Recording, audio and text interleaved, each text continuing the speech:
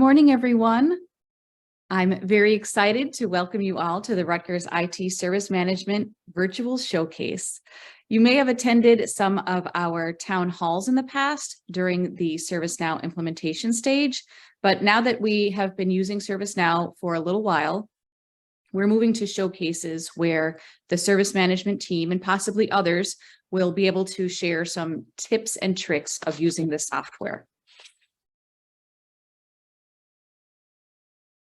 So in this venue, my name is Carrie Bednovich, and I'm a project sponsor for the ServiceNow project. I'll introduce a few other members of the Service Management Office that will be presenting to you today.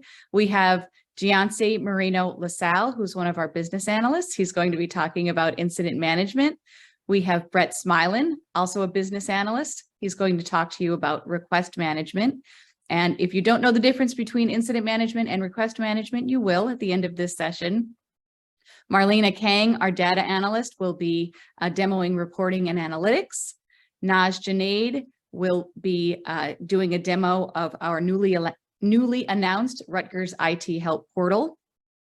And Deb McDaniel, our Associate Director, who leads the Service Management Office. She will be talking about training opportunities and future initiatives. And our newest member of the Service Management Office, Michelle Williams, also a business analyst, she will be facilitating our question and answer at the end. So if we take a look at the next slide, it just goes through the times for today.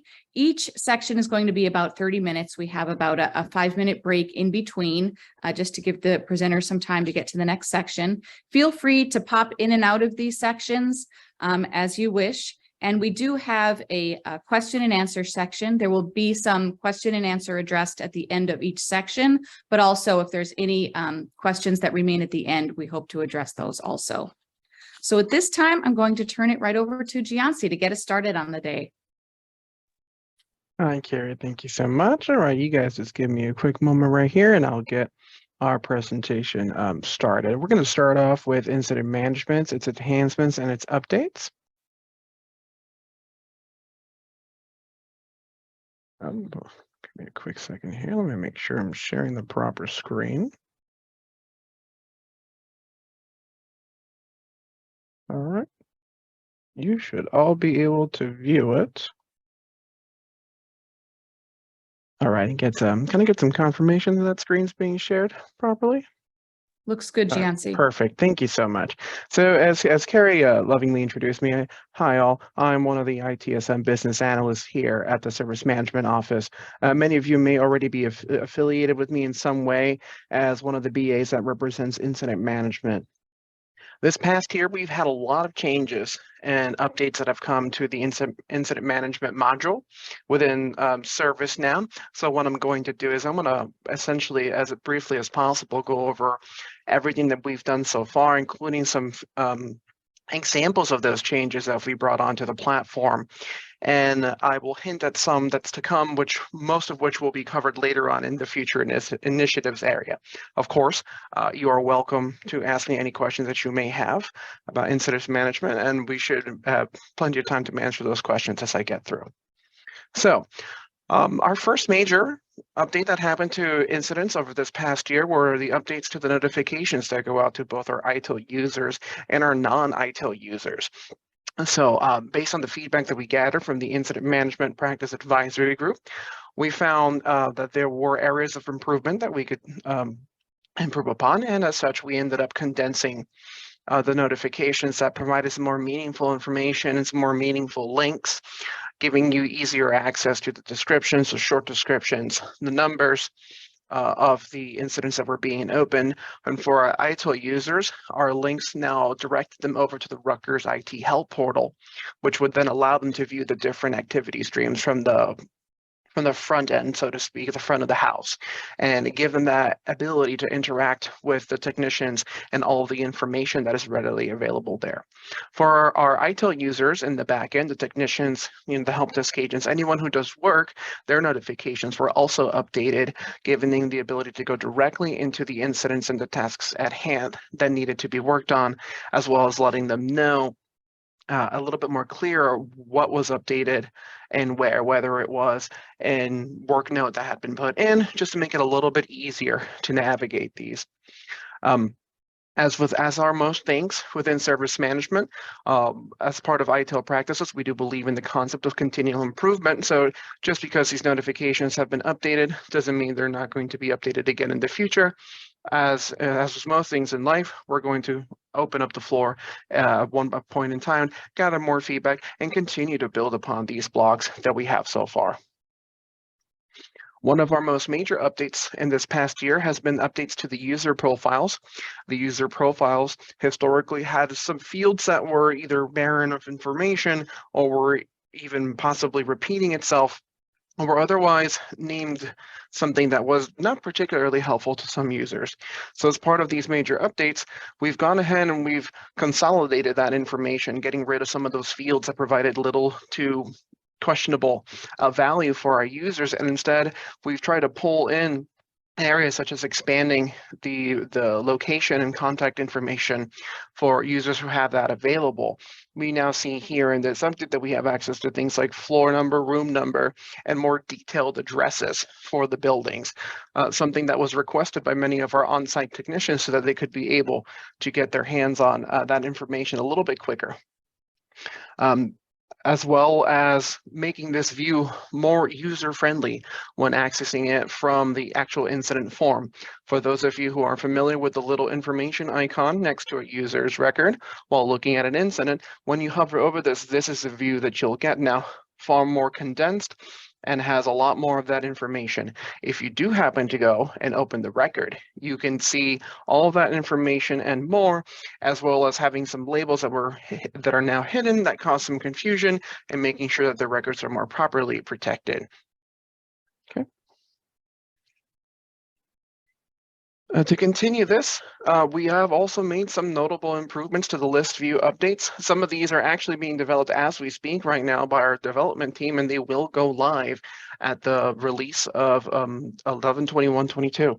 For example, one of these major cases is that the list view has now been updated to allow you to see the caller and the subject, department name, and all that readily available information. By this, I mean that if you look at the incident form, it's possible to have the caller, the individual who called in the incident, and have a different subject, someone, whether it be a department admin who's calling on behalf of a dean or somebody else, you're now going to be able to properly track these users as well as their relevant information such as department, location, phone number within that list view itself, so that you can configure that to allow our technicians or anyone else who prefers a list view a more robust form of information to look through. One of our more notable changes as well has been the ability to create a request from an incident. This conversion has more detailed information that you could find the information on our knowledge article in our knowledge base, and you'll see a fully detailed article that will guide you through the process of converting an incident to a request. But just to briefly go over this, in efforts to align the incident form with its intended use, we now have the ability to do so. And the general request has been enabled and configured to allow a more easier time going from an incident to a request. The most notable information that gets converted over we have is the short description, the full description, the subject, and the caller. All this information is going to get converted once you go through that process to the general request workflow, and you'll be able to carry that over at the requested item level. This is a lot to go through, so again, if you are more interested in the procedure as to how to convert the incident to request, you may either reach out to me or just go ahead and look at that detailed knowledge article that we already have readily available for you. The goal for the future is to expand this. You'll see in the screenshot that I have there that there is something available for other things like improvement initiative, change, all that. The goal is to expand upon that. There is no date and time set for those. However, again, we are going to continue to expand upon that conversion menu to allow our technicians to have the ease to be able to switch as they see fit based on their needs. Now, we do have a slew of incident form enhancements that I just want to show you that go along with refining the incident form. So one of these, and one of my personal favorites, is a new UI action to simply mark an incident as spam or as not a spam, depending on what its current state in. We've also had the ability to enable response templates and allow the users who want to use response templates to manage their own. Whether you're a help desk who is handling a slew of incidents coming in and you need to have a response template made for, let's say, a password reset, or whether or not you're the SMO and you want to have a response template made for training availability, you can go ahead, you can set up those templates and send them as you see fit. Another major area that has seen some improvement is the email capability within the incident form. The email form now is now auto-populated with the users who are in the subject field, in which case they will default to the subject, and users who are put in the watch list will now be automatically pulled into the CC, allowing you to email a little bit faster and easier from ServiceNow without having to manually type in emails or search for additional areas. This is particularly important for those who were concerned about accessibility and or who wanted access to the HTML tools that are within the email tool. And as a reminder, if you are new to using email within ServiceNow, once you're looking at your incident form and you go to the top right corner, you'll be able to press the three little dots and go ahead and click on the send email functionality, where you'll be able to see this in hand. Some more form enhancements that we can see is we have implemented some changes that are going to allow the better tracking of information. In this particular case, most importantly, we will have an easier time tracking phone number and assignment group changes. Here is an example that I've placed on there. Anytime an assignment group is changed by a user, you'll now be able to see which user sent it, changed the group, and from what group to another. The same thing would be the case for a phone number. If a callback phone number on the record has been updated, you'll now see both the original number, just in case there was some sort of typo that you need to go back, or you need to confirm additional number, and what that new number is. Continuing on, the activity stream. The goal of the activity stream is to make sure that we can track as many changes on there as possible. And as usual, we're always looking for areas for continual improvement.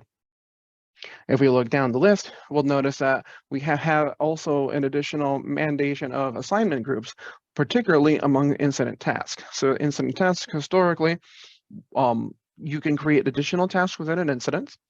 And it was the case that they were not mandatory. So now they're officially mandatory, so we can make sure that no incident task goes into the ether, right? And it's making sure that it goes to at least a group.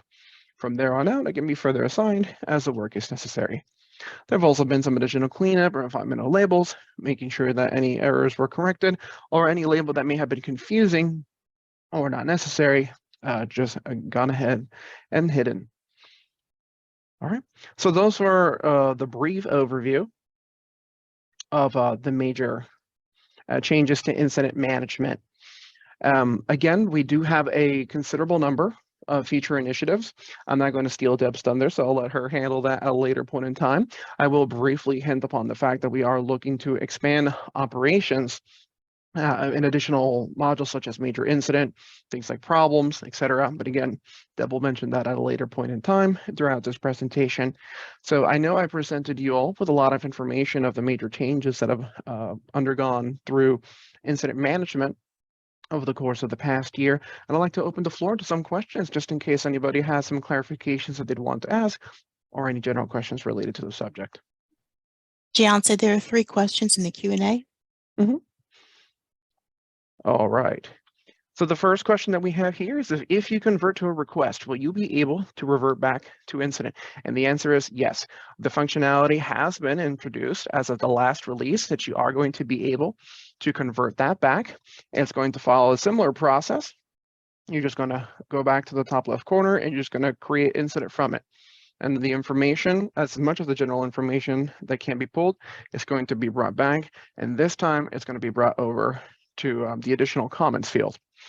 The reason for this being is that the incident module and the request module are 2 different modules. The variables are not the same with one another. Many requests are unique to the areas that requested them. So if you are, for example, UBHC, you may have your own slew of requests that have variables that are unique to your area. So one of the challenges that we tried to overcome was finding the ways to pull the most amount of information from one to the other without essentially damaging the integrity of both the incident module as well as the request module. All right. Okay. All right. All right, let me look at this. Okay, so I did see that someone asked if I could slow down a little. I speak fast.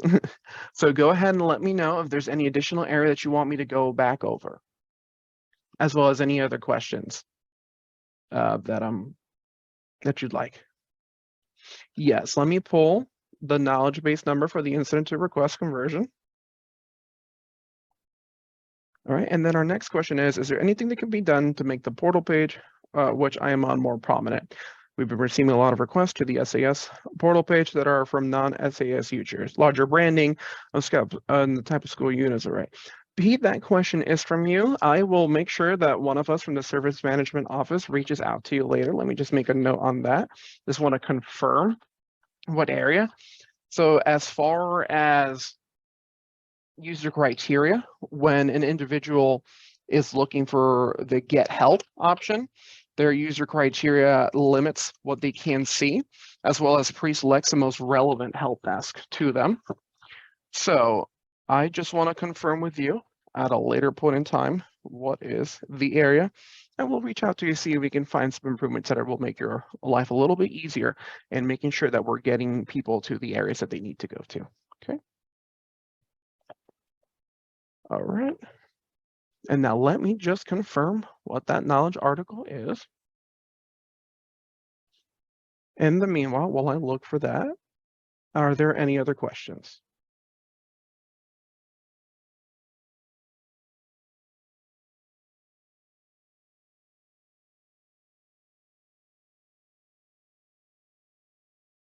All right.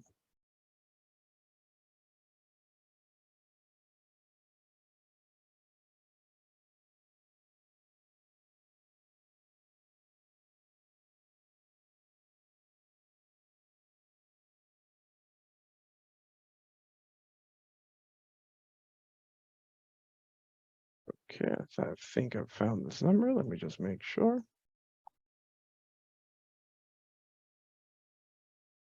Sure, I can show you on how to convert back. Let me do that.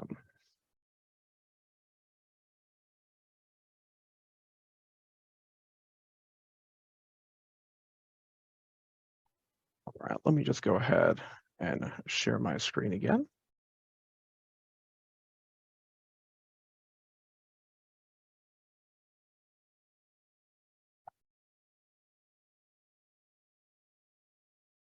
All right, and that knowledge article was linked back. Thank you so much, Notch, for providing that information. All right, so you all should be able to view my screen again. All right, let's go. I'm currently in the dev environment. Let's just go ahead. We're going to go to request. I'm just taking outstanding open one. I'm going to convert something that I made myself. And before I go any further, you all can see my screen, correct? All right, I see some heads nodding. Good, good. Thank you.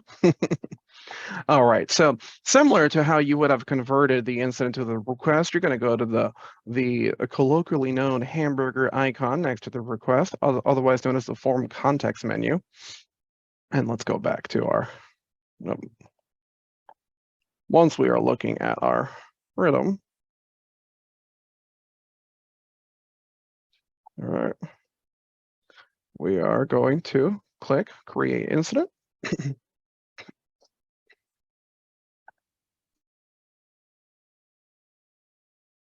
My apologies. And we're just going to go ahead. We're going to select whatever our most relevant category would be for incident form. For now, let's just go ahead and just say IT professional services. We're going to set whatever short description that we want. For now, we're just going to test conversion back to incident. This is your opportunity if you were a help desk technician or anyone who is taking the request and converting it back to an incident to put any additional information that may be valid. So for example, if you thought that this was a request only to find out halfway through your investigation process that what we actually have is a disruption to an established service, and thereby making it an incident, you can put that information here in your description. We set the group to whatever you want it to be. Now we'd hit save. And the process carries out information back. If there was anything that you had, you'll see here that all of the general variables that were on the request got pumped into the description. You also have that put into the work notes so that you'll be able to see that information. At this point, you can just go ahead and refer back to the original request. You have your number here for record. I always like to just drop that back into the form. That way we just have that nice information, that record permanently saved, assuming that you would want to update your record. You could also just go ahead and just copy the short description into the work notes. That way you can keep track of it. And if you go back to the request,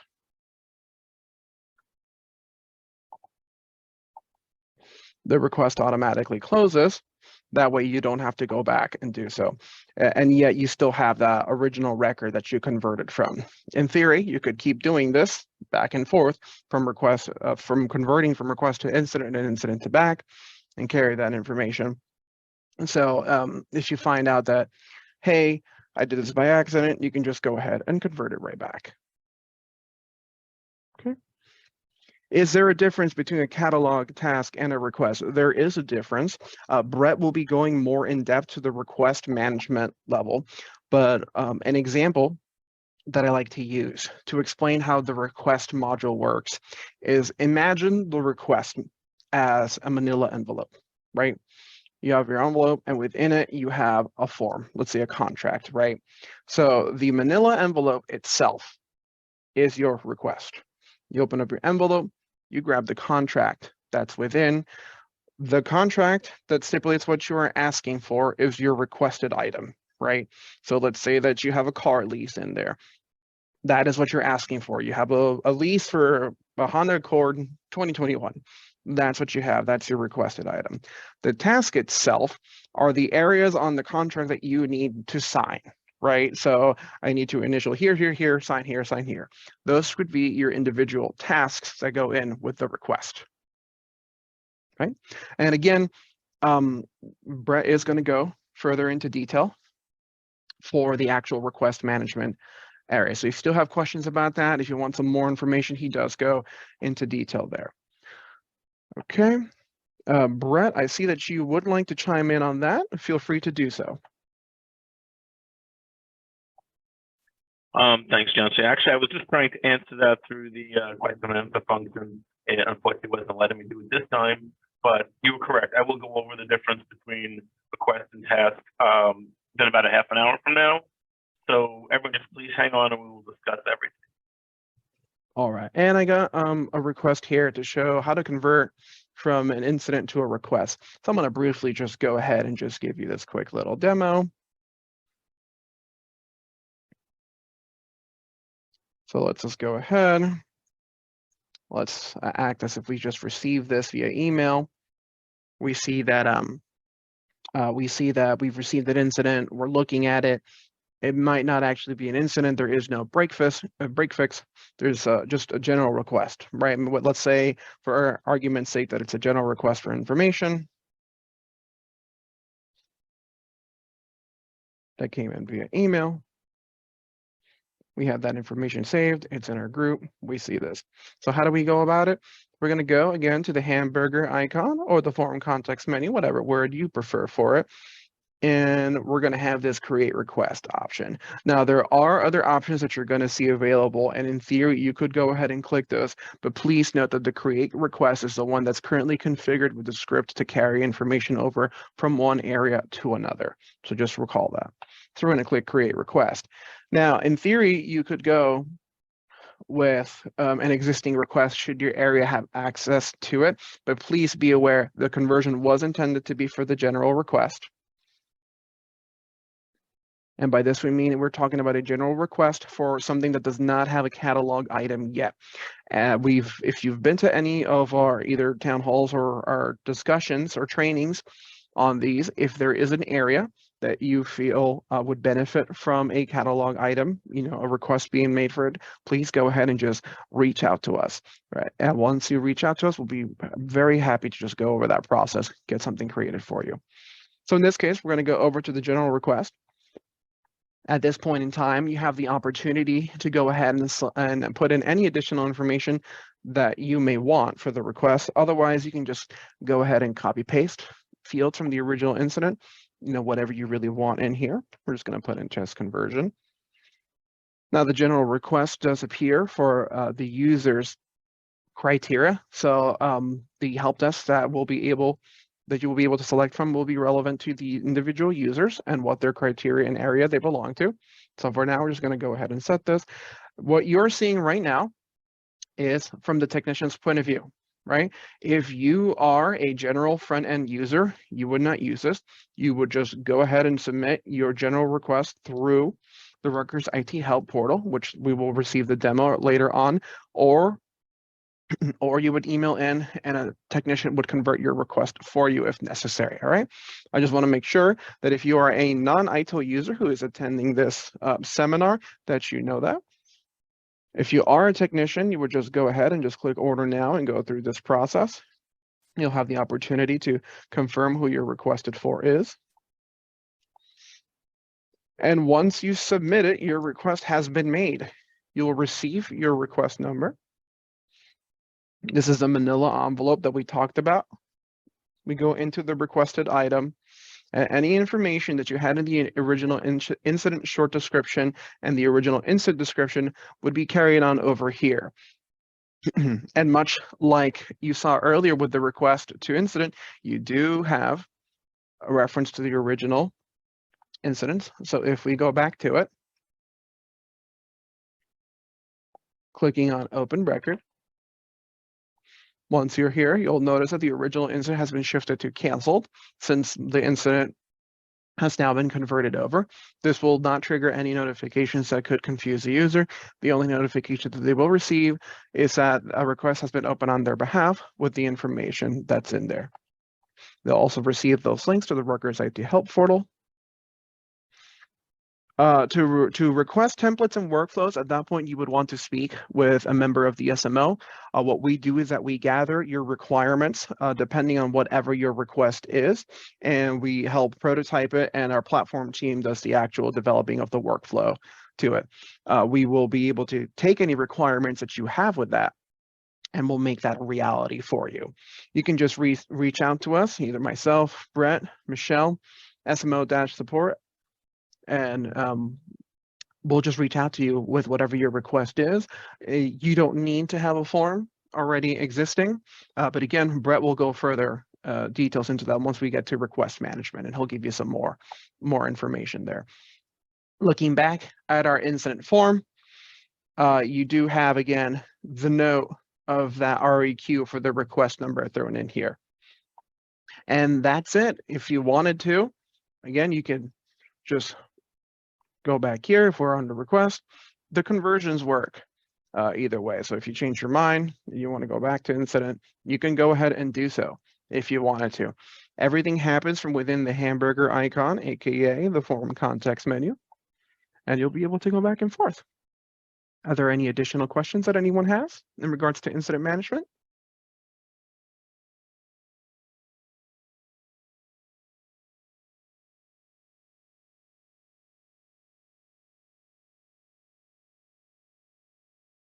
All right. All right, thank you. Thank you for that kind comment. Other than that, if there are no further questions for incident management, then I will yield my time so we can move on to our next area. Again, if you have any questions that come up, don't forget we will have that general Q&A at the end of today's session. And again, you can always reach out to the SMO, and we'll be more than glad to provide you any additional information that you might need. Thank you all so much. Again, I'm John Marina. I'm one of the ITSM business analysts here. Thank you. Good morning, all. I just want to get a show.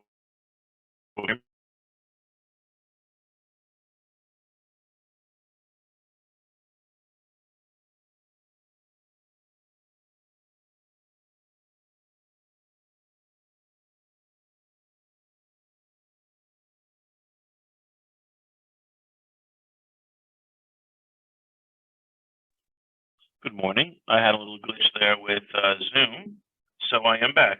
I just wanted to make sure that everyone can hear me. Good, thank you. So we'll begin this morning by talking about the ServiceNow request management process. As Gianse has stated, request management is different from incident. There are some areas where they're the same, but requests are unique to every team that requires something to be fulfilled. So what is a request? A request is, I want something. It's pretty much that simple. An incident is something is broken, a service is degraded, something is not working as it's supposed to. A request is, I want something. Think of a request as something similar to putting something in your Amazon cart. That is where we begin with the request. Now, what we do going forward when we meet every individual, we start discussing what your variables are.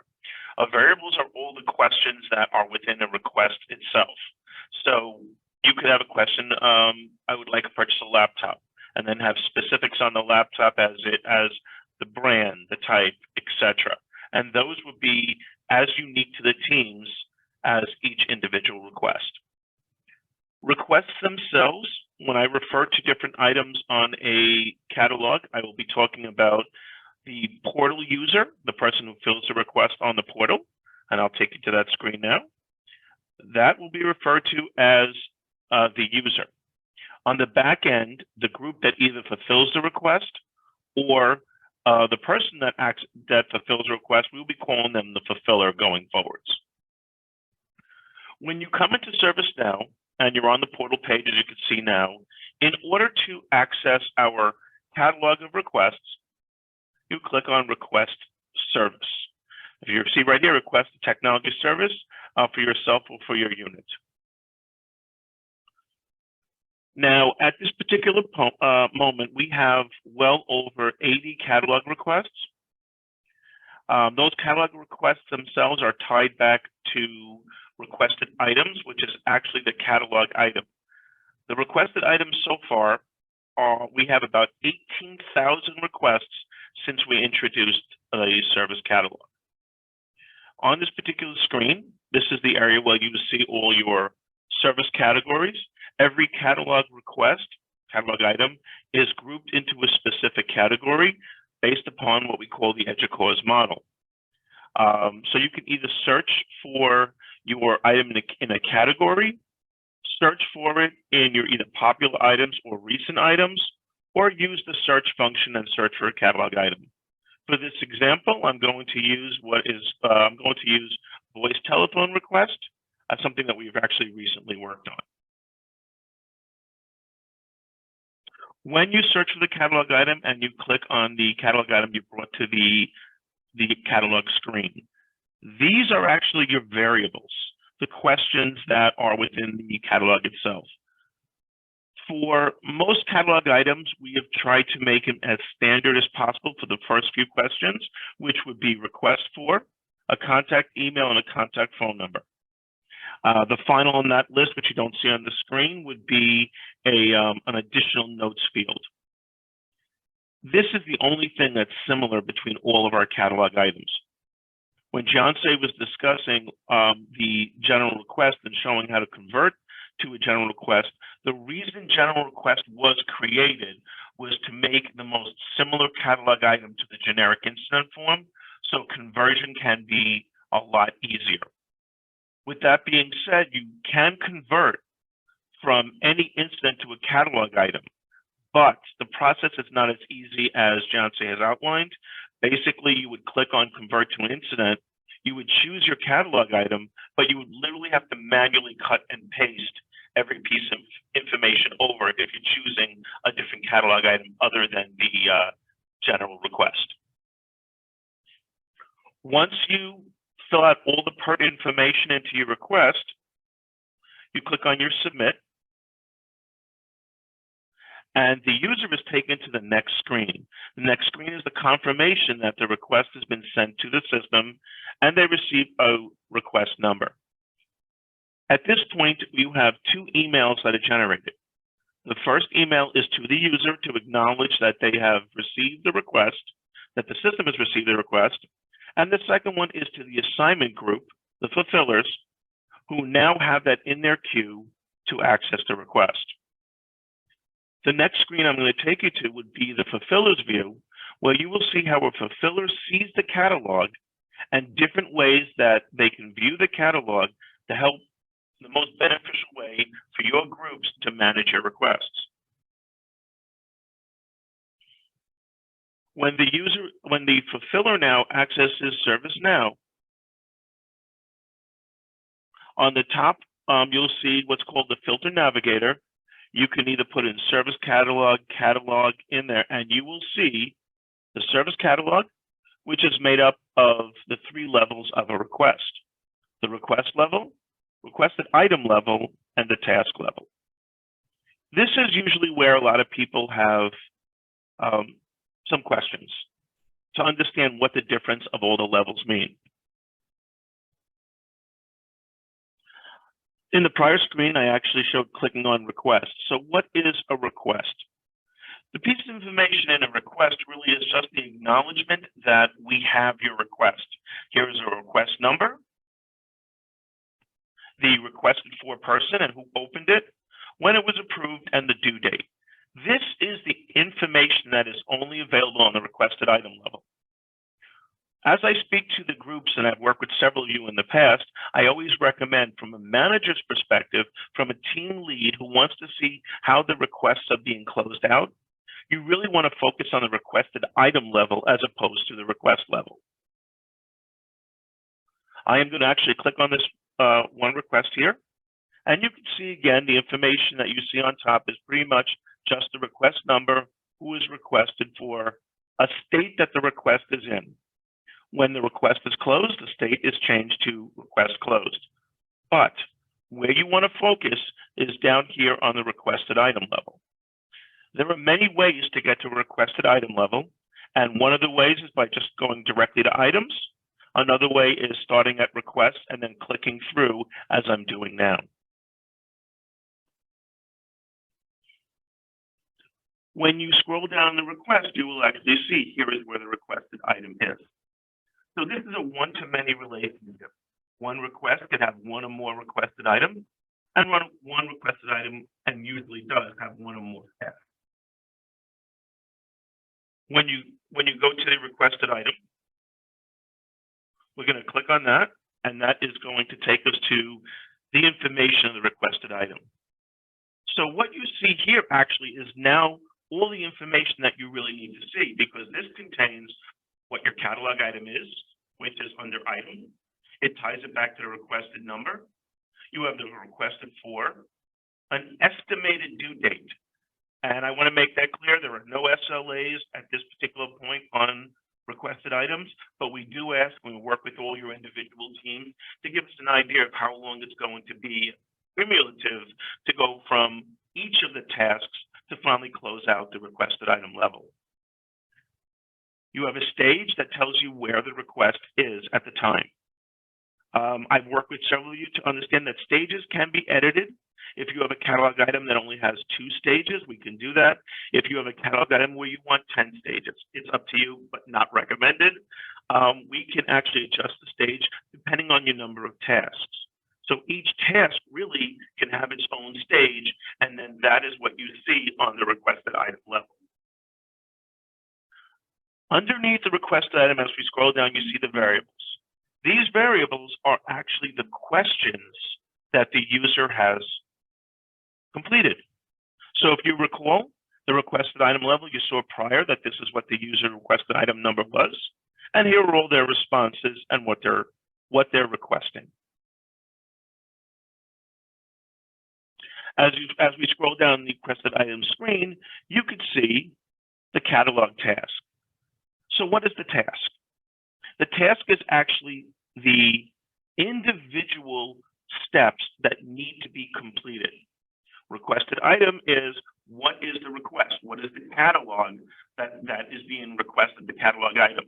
But the task of what you need to do in order to complete that request. And again, this is a one-to-many relationship. You could have one task, or you could have 5+ tasks. Tasks can be concurrent, which means you'd have to complete 2 tasks in order to move to the next level, or one of those tasks can be completed to move to the next level. It is all a matter of how you desire your catalog item to work. And I've been asked this question in the past, so I'll explain this. If you have an order for a laptop and a mouse, you may want to move to the next level to fulfillment if the laptop comes in, but the mouse does not. That is why you want to choose your tasks and whether or not you want them all to be completed or partially completed to move to the next step. Each task has their own due date. So you can see the date as you're reviewing your tasks. You can see the date it was opened and approximate due date that the task has to be completed. Again, generally, we do not track SLAs, but this helps as a team to manage your tasks and requests. Here you have the assignment group. That's who gets assigned the task. And as I stated prior, as soon as this request is made, the assignment group is assigned, and the assignment group gets an email letting them know that this task has been assigned to them. And that would be everyone who is in the assignment group. So I mentioned that you can get to requested items or tasks in different ways. Here is a requested item view. Instead of going from the requests and propagating down to the task, I clicked on items. And items take you to a list view of all of the catalog items. I see everything, and most of you actually with a catalog, you will see all the catalog items, and we'll discuss a little further how you can fine tune this list. But right now I have mine set up where I will see all catalog items. And here you can see a couple of the voice requests that I just created. This is the one that we started off with. Here are all your different stages, and this lets you know where it actually is within the processing itself. Now, as a catalog item owner myself, this is where I look to see all my requested items, all my catalog items that are open, and where they are. I could then drill down into the request to find out if the tasks have not been completed. But every task will then move this arrow along the way to complete.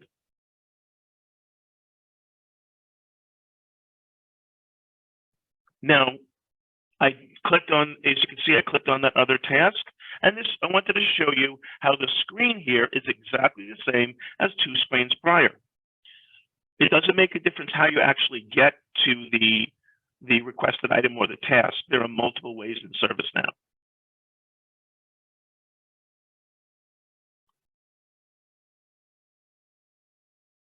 Finally, we can take a look by clicking on Task right here. Tasks also have a list view. In the task, you will see the task number. You will see the short description.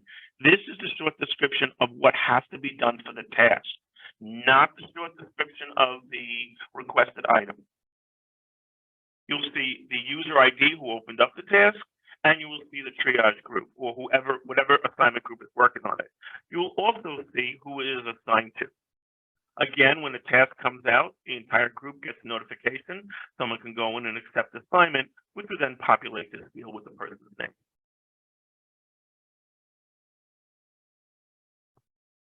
So again, by clicking on the catalog task, we will see the information specifically appropriated to the task. This is where you'd want to click in order to actually see and assign someone to this task. When you click on this, this will only give you the personnel, our members of our assignment group, who are in this assignment group under the assigned to. You will not get a complete list of everyone in ServiceNow. Just those people who are in this example would be in the voice services triage group. Catalog items themselves, you can close a task. Closing a task will close the state to close complete.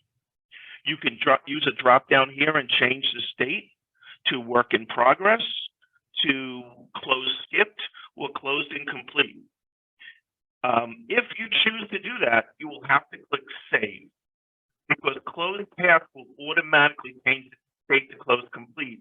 But if you want to use any of the other states, you would have to use the state with the drop down and click save.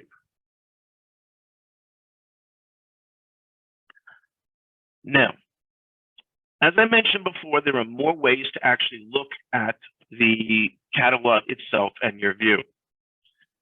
I showed you directly going to the individual tasks, the individual requests, and the individual requested items.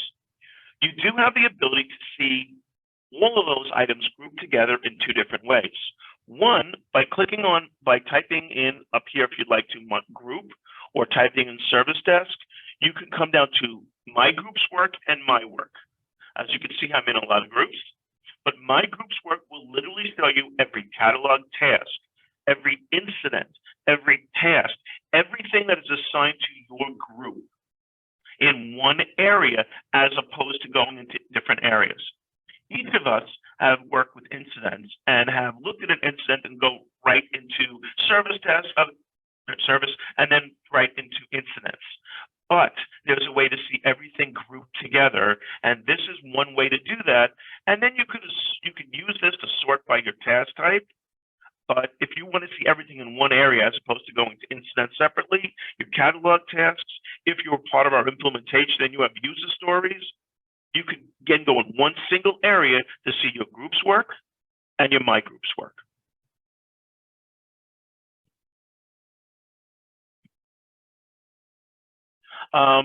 Again, this is just showing how we can sort it, but I'm going to skip through this screen to show you another way of doing it. Marlena, our data analyst, has been amazing creating a report. And this report is called Everyday Operations, Our Work. And here is where you could actually see, again, my work and my group's work, just like you did in the on the side view here, but now in a very nice report, where clicking on any one of these items, we'll be able to open that up. So down here, unfortunately, I got a little bit cut off. This is the initial task that we created by registering for the voice services catalog item. Just by clicking on that, it'll take you right to the task. So within ServiceNow itself, and as I stated before, I wanted to show the many different ways that you can actually reach the same item. We have shown you directly going to tasks. We have shown how you could look at them in a My Group's work in a list view as well as a report. At this particular point, I think I'm in acknowledgement of time. I'm going to stop right now and ask if there are any questions.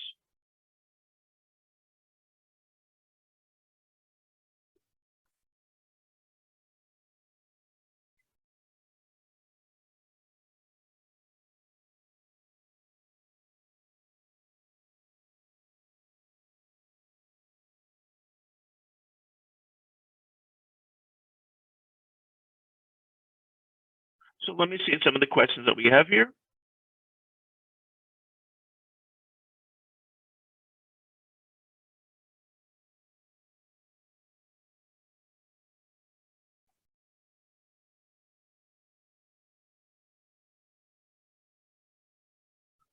I don't see any new questions. Is there anything anyone would like to talk about?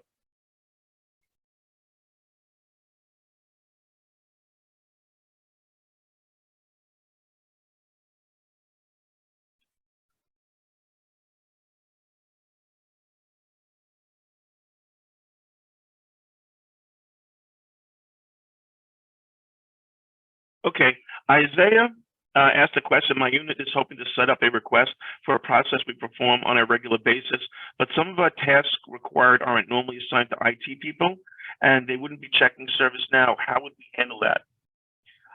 Isaiah, I know we have a meeting on Friday to discuss your catalog request.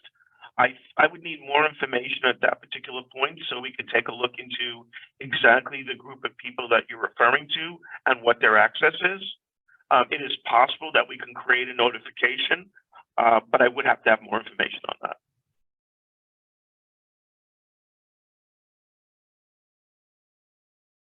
Okay, Felix asked, with Brett's example, are we having two options to submit voice questions to DD, or then everything goes through ServiceNow?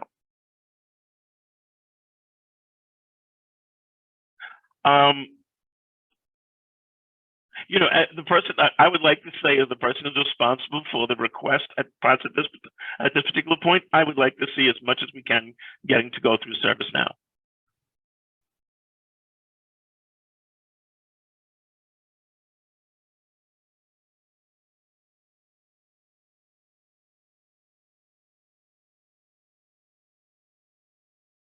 So how do we find tasks for a particular request? The answer to that is it's up to you. A task is just I'll say, how about a unit of work? It makes it easy to explain it that way. So Beyonce mentioned, I think, Johnson, you mentioned about purchasing by buying a car or something, if I recall. I'll build upon that. So if someone is building a car, it might be put the tires on the car would be a particular task. It might be put the seats in would be a particular task. When I meet with each of the individual groups, and myself, Beyonce, and Michelle, we actually work with you to determine what your tasks are. We'll help you define it and make sure it makes the most sense for the catalog item.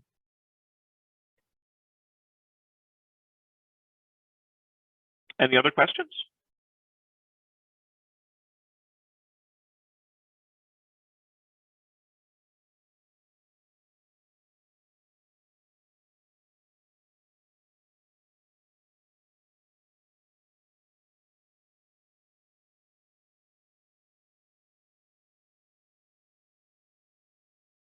Unless I'm missing, oh, there we go.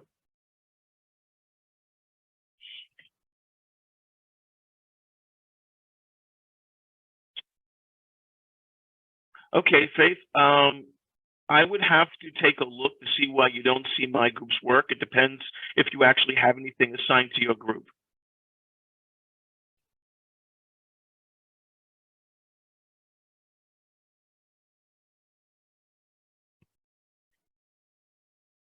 So whenever a request comes in, again, Faith, it's created and assigned to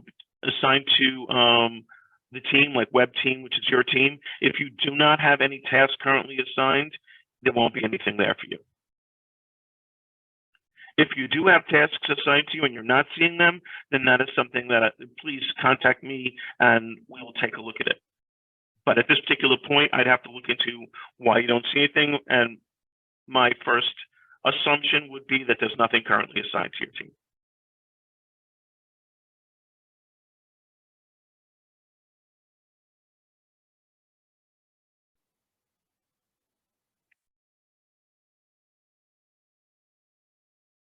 So with this being said, it is 10 after the hour. I know we were supposed to go till 11:15. If there is no other questions, then I realize that BioBricks things like that are always good. So if you need 5 minutes, we could take 5 minutes and be back with the next presentation.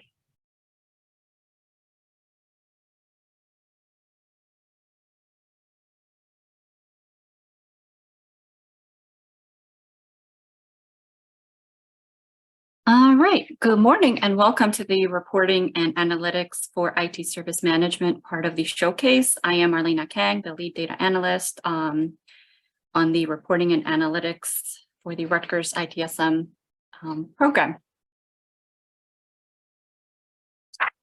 So as part of my presentation, I will demo the general overview of the ServiceNow analytic and reporting applications, how to create reports, a word about homepages and dashboards, as well as a preview of the performance analytics capabilities and visual task boards and interactive analysis. ServiceNow reporting really enables you to create and use reports in real time to help track key objectives and KPIs. The system has existing reports and dashboard libraries already built into the application. And as I go through my presentation, I will show you how these can be accessed. Dashboards, which are many visualizations and widgets on a single page, are also a key feature of the ServiceNow reporting and analytics capability, along with a robust report designer, which allows users to create, configure, preview, edit, and share reports along with the appropriate permissioning or sharing with the correct user base of your choosing. Another quite new feature within ServiceNow is the natural language query, which allows a user to ask a question using plain language on some reports, and this will create reports. And I will walk through some of these examples. So a key thing to remember is that ServiceNow offers two key applications when it comes to measuring, monitoring, and reporting on the health of the ITSM program. It is important to understand that reporting and performance analytics are two distinct applications. They address different use cases and are complementary to each other. So with reporting, which is the most common way of collecting and organizing data to summarize what has happened, how many incidents were opened by assignment group XYZ. In ServiceNow, reporting is done in real time.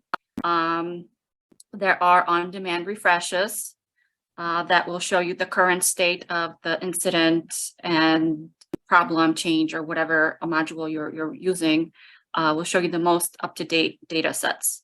And really, reporting, again, is the act of collecting and organizing data to effectively represent and often summarize something we wish to measure. Performance analytics is able to generate at a moment in time historical trend by capturing continuous snapshots on a regular schedule at one moment in time. Whereas reporting answers the question of where are we today, performance analytics will help answer questions such as what is happening over time.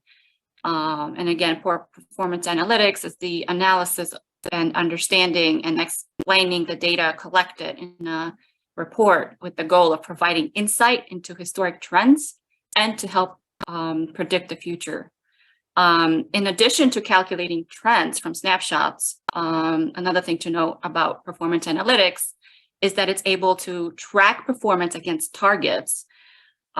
So users can set different targets against, how many incidents per day can be opened before it becomes, a problem.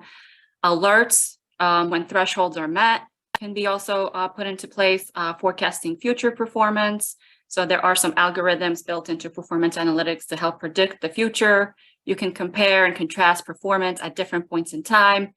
And it really accelerates time to value with the best practice metrics that can be often described using performance analytics. Now going on to reporting.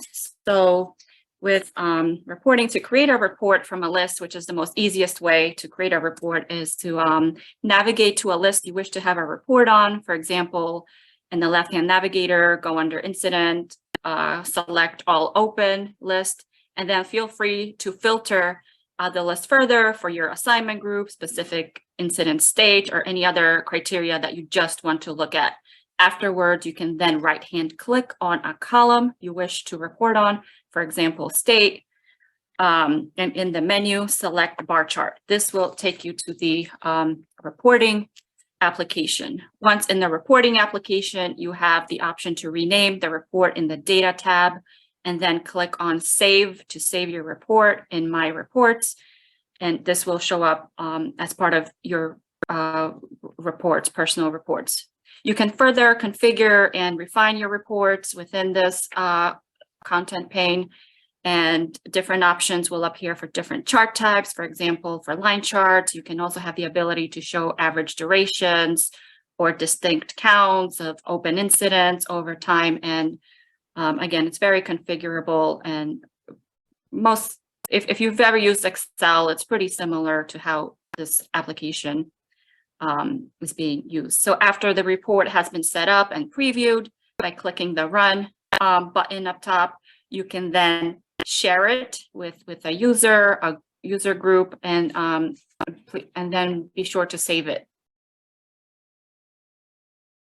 So again, once your report has been set up in any way you like, you can then apply additional filters if need be to aggregate data points, and then you could share the user with the users and assignment groups by saving and sharing the reports appropriately. When it comes to reporting, there are a few report types, so as I've been mentioning, which are similar to Excel or other visualization tools in the market if you have used them in the past. Some of these standard charts include lists, bar charts, pivot, histograms, and box charts.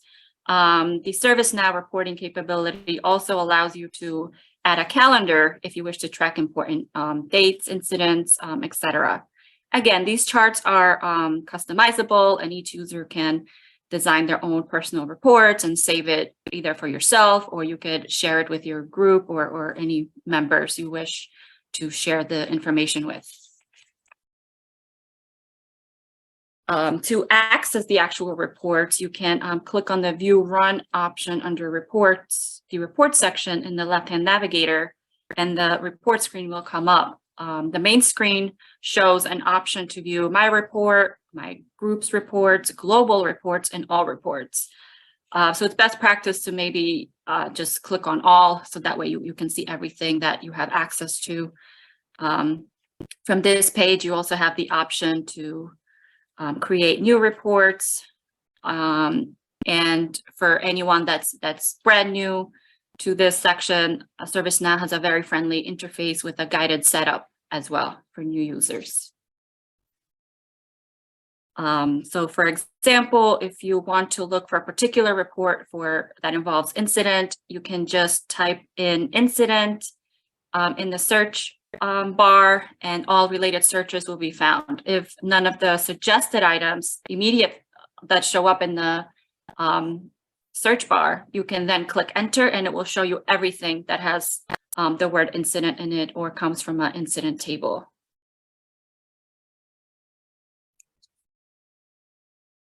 And so after a report is run and created, reports can be also exported out of ServiceNow into images or lists. For visualizations, you can click on the 3 lines, the little hamburger sign, for the export options of the image. The image can then be used for PowerPoints or Word documents or whatever media you wish to use it for.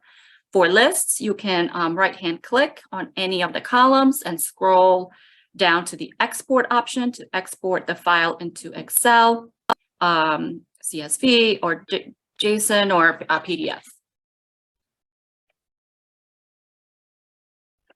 In addition to just creating your own reports from lists or from running existing reports, ServiceNow also has some standard overview pages available. So for example, in the under incident management, there's an overview section which shows the entire universe of what is happening with the all over the IT service management activity set. And this incident overview can be found in the incident overview section of your left-hand navigation. This dashboard displays information about the state of the incident management activity, as well as some other key scores that are being tracked, such as critical open incidents, unassigned incidents, overdue incidents, incidents that haven't been updated for 7 days, or anything that's been open over 30 days. These are pretty standard and rudimentary ITSM type of key performance indicators that can be managed too. And again, these are available for all to view. The charts are clickable, filterable, and drillable, and you could until you get to the exact list that makes up your specific aggregated assignment group, state, or anything of such importance to you. All right, now we're going to be discussing a little bit about just dashboarding. So Your homepage appears in the content frame of the landing page. You can access your homepage at any time by clicking on your Rutgers logo in the banner. You can use your homepage to quickly view important metrics that you have set up for yourself or your group has set up for you. These metrics can include lists, scrolling news, reports, and more. You can click on any of the bars or widgets in the chart to open a list showing those specific records. Again, from a homepage list, clicking any item can display the particular form, a knowledge article, or any other information that might be of useful information for you. And again, to access these dashboards, be sure to select the dashboards from your ServiceNow system settings. That's the gear icon in the top right-hand corner in the application next to your name. Once the dashboard view has been enabled, the user can view existing dashboards or create and share their own dashboards with others. Dashboards can be also created by clicking on the little hamburger sign in the content pane and selecting new dashboard. You can then provide a meaningful name of the dashboard and click submit. In this newly created dashboard, each user can then add reporting widgets or arrange the content of the dashboard in any way you'd like for yourself or for your teammates. These dashboards automatically save to your dashboards section in the left-hand navigation. So be sure to share any dashboard with users or other user assignment groups of your choosing. Now let's discuss a little bit about performance analytics. So again, performance analytics is really able to generate accurate historical trends by capturing those continuous snapshots on a regular schedule. Whereas, as I mentioned, reporting answers the question of where are we today. Performance analytics answers of what is happening over time. So some common process insight questions for reporting and performance analytics, as I said, where are we? Where were we before? Did we improve? Where do we want to be when we'll get there? Performance analytics also offers extensive library of KPIs and dashboards. It offers Analytics Hub, which analyzes, compares, and predicts. So charts such as average close time of incidents, number of incidents not yet solved. Performance analytics also has responsive interactive dashboards, which these are these measure the performance trends over time with filters and breakdown elements. And also performance analytics has embedded contextual analytics, which is an in-platform analytics in a one-stop shop to show activity and their breakdown elements for many indicators and charts. And all of this can help you to anticipate trends, prioritize resources, maximize automation and self-service, as well as just provide guiding continual service improvement actions. So one existing dashboard is the Incident Management Performance Analytics Dashboard. This helps to gather data that gets stored once a day and gets compared, contrasted over time. And this shows such other dashboards that are helpful are the Open Incidents Age Monitor, which shows trending of incidents that are 1 day old, incidents that are aged 1 to 5 days, 6 to 30, and anything that's older than that, as well as any important information to that. So other reports are and performance analytics dashboards that are of value would be probably the Open Incidents Report, Incident Premium, and Open Incident State Monitor, which shows analytical trend of incident states, average reopen age, average reassignments, average last update, percent not yet updated within the last 5 days, etc. So performance analytics dashboards can have things such as time series widgets, which show changes, breakdown widgets, which show common groupings. So for example, I want to see everything for my assignment groups. score widgets, which show aggregated one number against a target, as well as it shows lists. It has the capability to provide text analytics, such as a word cloud, or workbench widgets, which show multiple indicators to monitor a workflow or process, such as how are incidents moving between states, day over day. And now let's discuss a little bit about the visual task boards. So visual task boards are a great way to visualize your work or your team's work in a Kanban board type of a fashion. These are pretty easy to set up. Lists can get converted into these Kanban boards, and cards are then are seen on the screen, which show a snapshot of the incident into one single view. Activity streams can also be seen for shared Kanban boards, or unassigned items can quickly be bubbled up to the top. So it's a easy way to really manage your workflow every day, or your team's workflow. This can be accessed from a list view by right-hand clicking onto any of the list's headers, and then clicking onto the visual task board option, which will then take you to the visual task board screen. And it also saves a copy of this under self-service visual task boards. So there are three types of different visual task boards. There's a free-form one.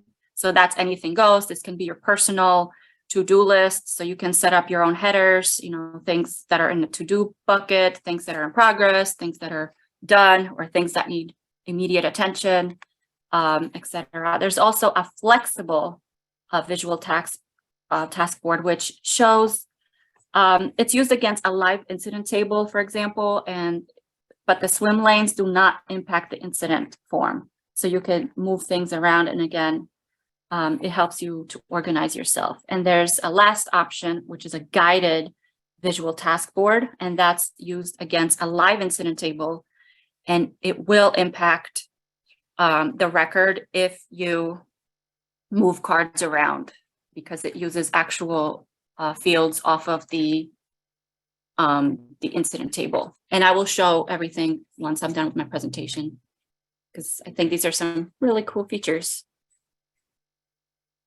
All right, and lastly, I just wanted to give a brief shout out to this cool feature called the interactive analysis, which is another key feature of ServiceNow reporting and analytics.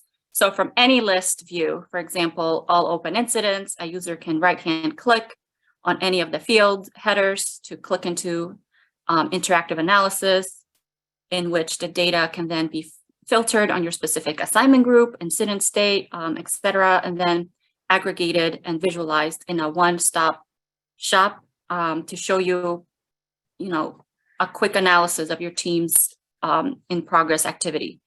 And again, everything is clickable and filterable within each of these self-contained visualizations.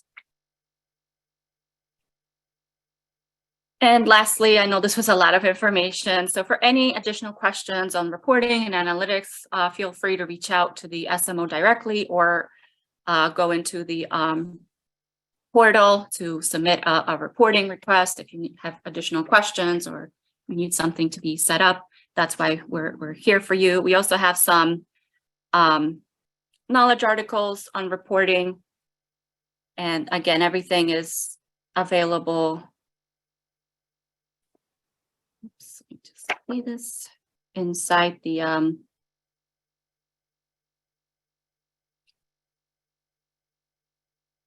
okay, there we go.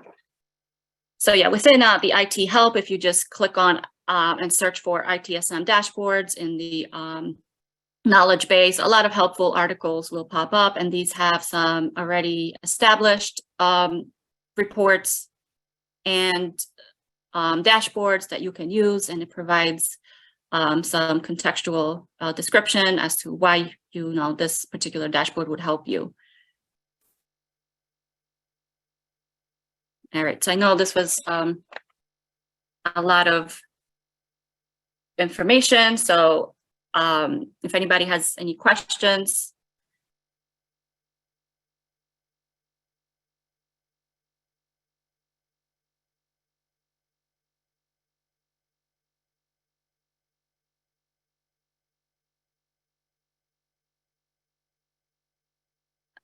Okay, so I just wanted to quickly show you some of the cool features. So for example, if I wanted to create my own report, I would go under the incident open list.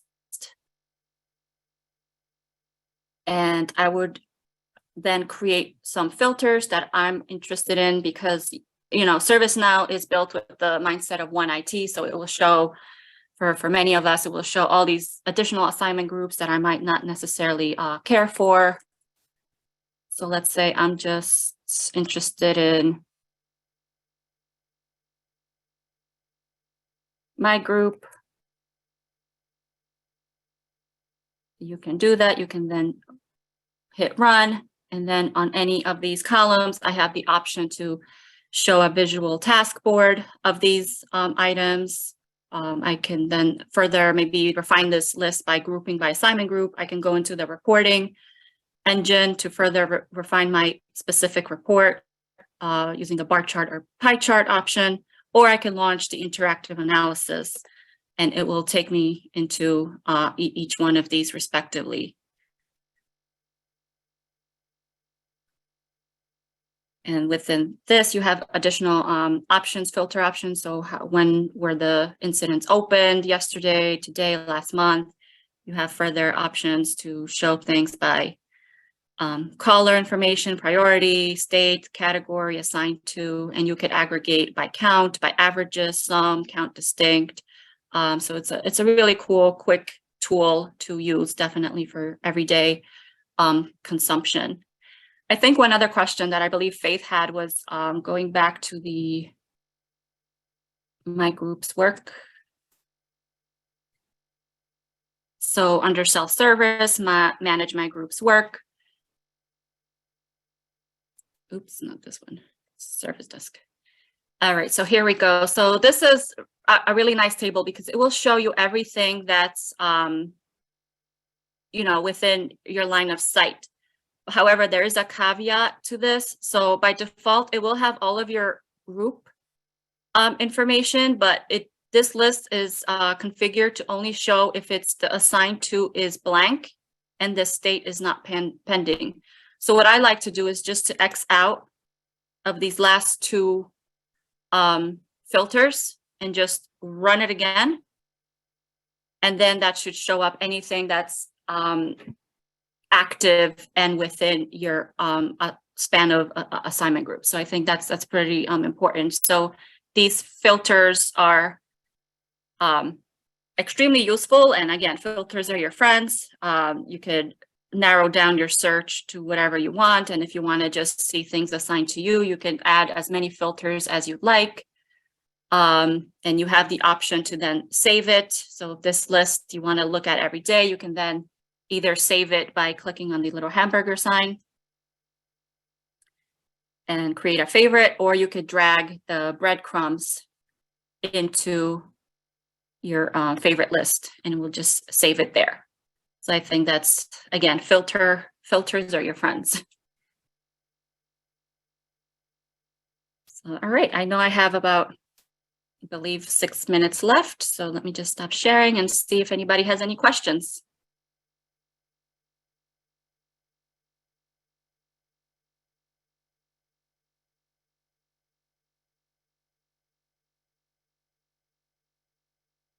Any questions at all? And I hope, Faith, I answered your question.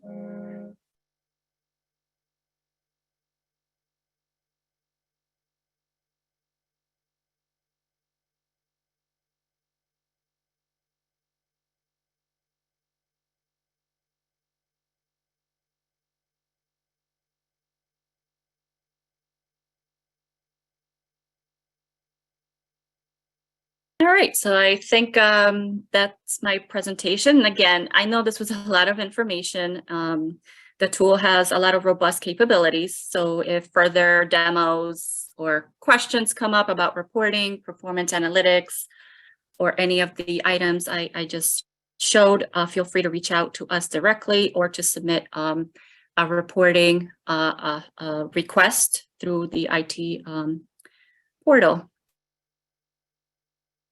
So with that, I'll give you guys a little bit more time before our next presentation. Thank you. Good afternoon, everyone. or good morning, everyone, rather. My name is Naz Junaid, and I'm our application administrator within the Service Management Office. And I'm going to be going through a demo of our Rutgers IT Help portal.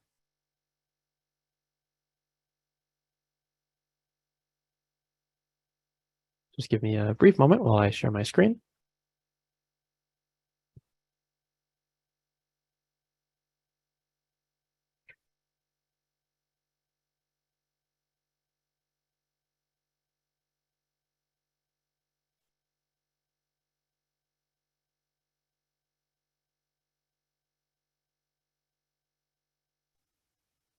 Right, so on my screen is our Rutgers IT Help portal. Many of you may have seen this portal during our pilot phase. We've had it in pilot for quite some time now, along with the official announcement that was sent out in the beginning of October.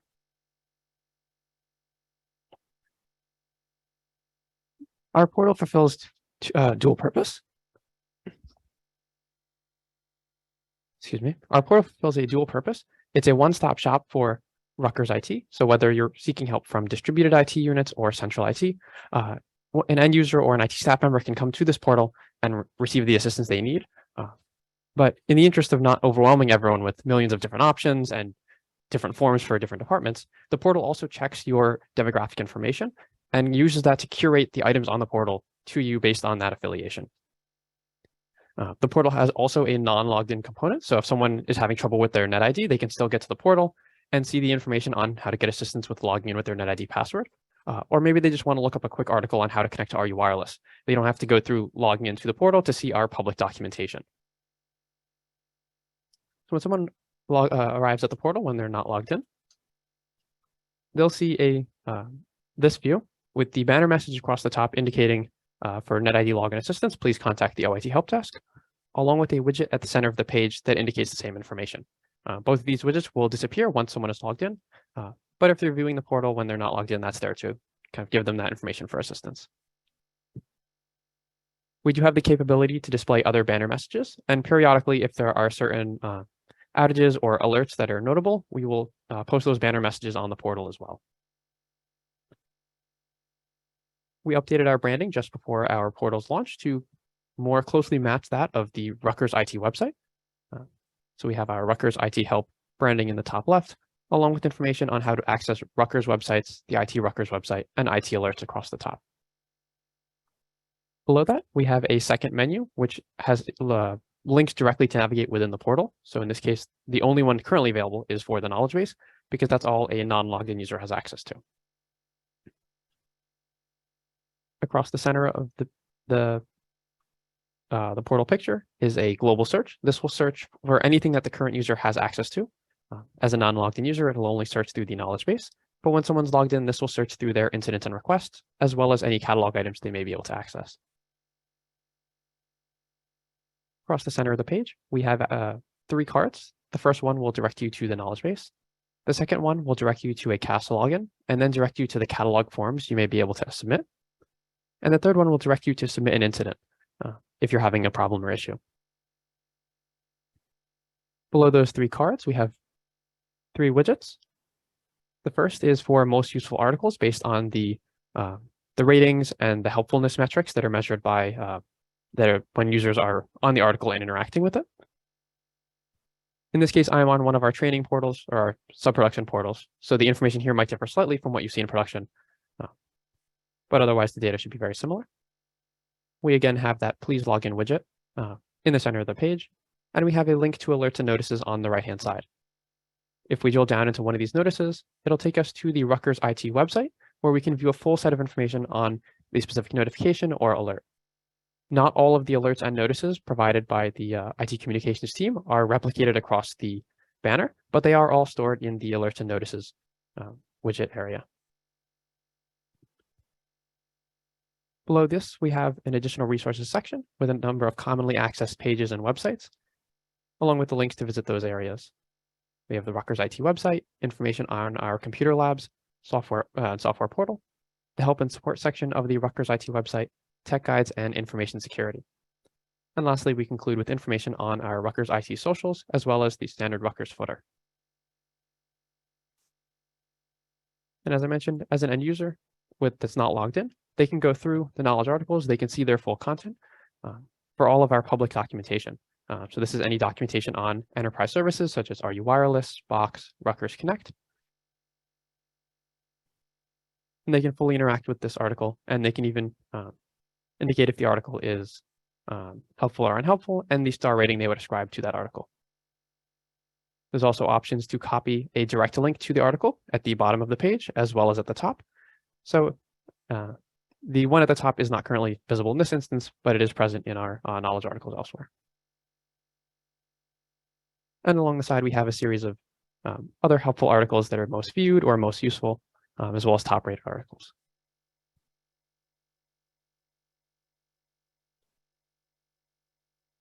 If we go into the knowledge base directly, instead of clicking on a specific article, we'll be greeted with the most useful widget, as well as that most viewed widget, along with a list of the categories available in the knowledge base. Oftentimes, you're not going to know where, you may not know where the specific category you're looking for resides, so you can just run that in a search. So if I'm looking for Rutgers Connect, and I can see it's applied my filter directly to the knowledge base. So searching in that knowledge base area.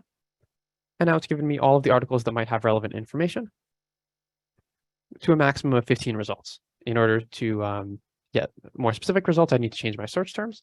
And I could even search for things in quotation marks to look for specific keywords and phrases. Or I can choose to modify my search by selecting a specific category, or when the article was last modified, or when it was or how many views it has. Again, this is a pretty limited access because the person has not authenticated into the through CAST, so we don't know who they are. But once they've logged in, they'll have access to a lot more information. Just bear with me while I log in.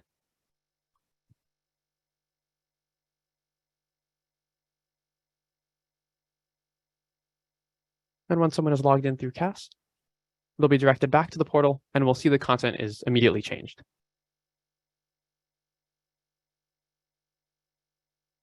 We no longer see the login banner across the top because I'm already logged into the portal, and the banner at the center of the page has changed as well. So taking account of some of the changes, across the top, we now have dynamic information for the user. We give them their profile information, any pending surveys they have for closed incidents and requests, any pending approvals they may have, as well as a link to their items. In the second menu, we've now added a request service option, which would take us to the same place as this card now that the user is logged in. The login widget at the center of the page has been replaced by My Items, and below that there is now a Surveys widget, which shows the same content as the Surveys menu. These are the same surveys sent via email, so if you have opened an incident or a request with one of the teams that's using ServiceNow, you've probably gotten that smiley face survey followed by the longer form question survey, and you can take both of those within the portal. On the survey, there is a link to view the record. So if you don't remember what that specific request was for or what that incident was about because it's been some time, you can always view that record directly, and that will take you to the record in the portal where you can view the information you've submitted and get some more context. And then you're free to submit the survey. On the portal, it doesn't show smiley faces. It's just a good, neutral, or bad dropdown. And once you've submitted the survey, in the surveys area again, you'll have the full long form question survey. So now I can fill out the longer form questions and submit that. And these are the same surveys that are available via email. Additionally, as part of the catalog items that you may work on with Brett, Gianci, and Michelle, there are approvals. So this could be asking an IT staff member to approve a request that an end user has submitted, or even asking a department head or manager to approve a request that was submitted by one of their direct reports. When we view an approval, we'll see who it was opened by, the information that they've submitted, and then an option to approve or reject. Once it's approved or rejected, the workflow will then continue. And so both IT staff and end users can do this directly through the portal for their approvals.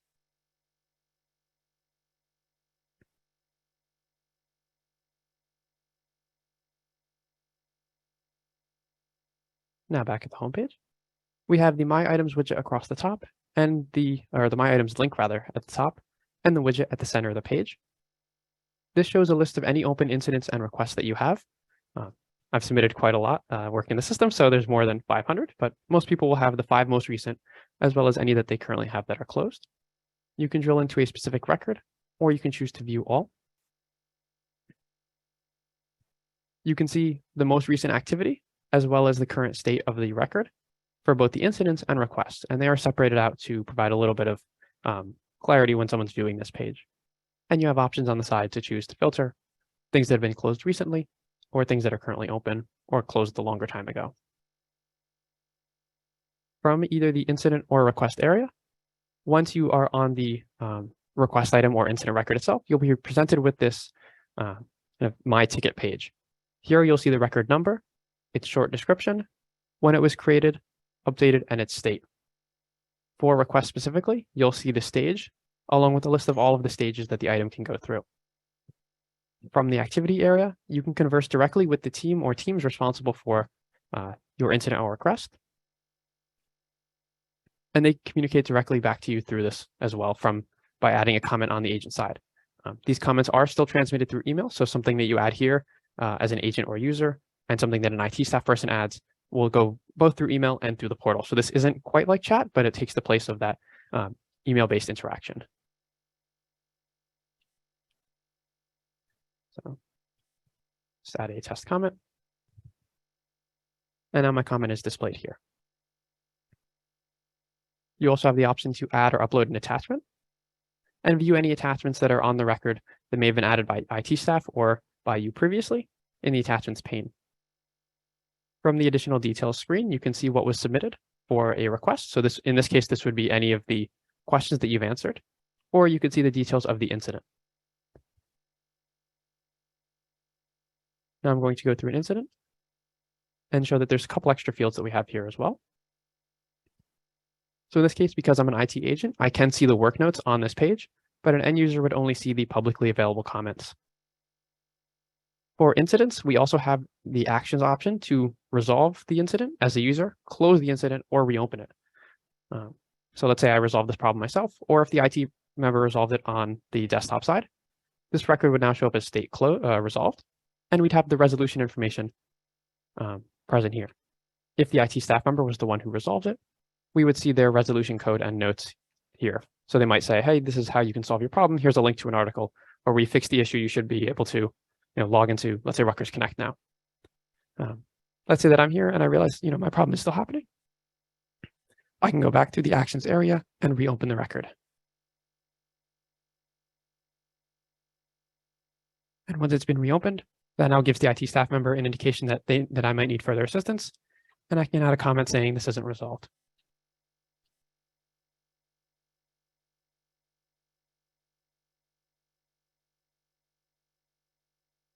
For the incident details page, you'll see that this looks a little different from the request details, and that's because the incident fields are different, as Brett and Gianci were discussing. We have our incident number, its current state, when it was open and closed, as well as the description. But again, some of these fields are writable because I'm an IT agent, but for end users, these fields are all read-only.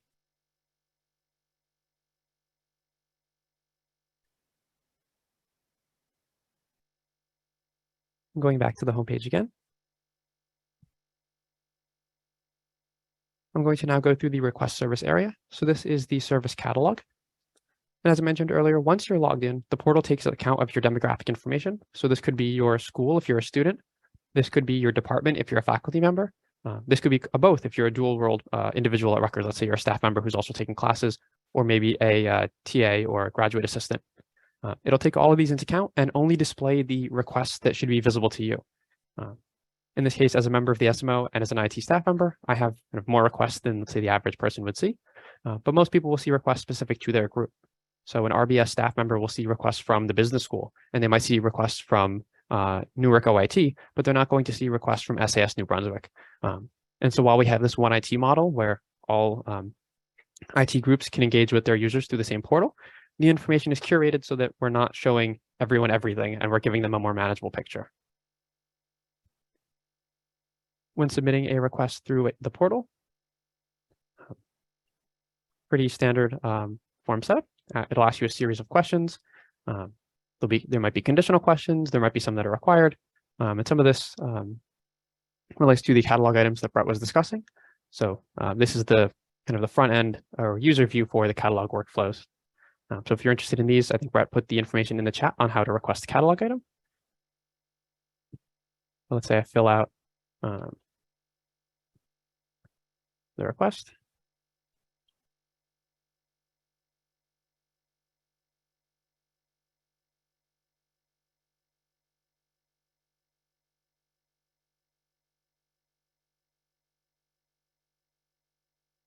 And let's just put in a sample address there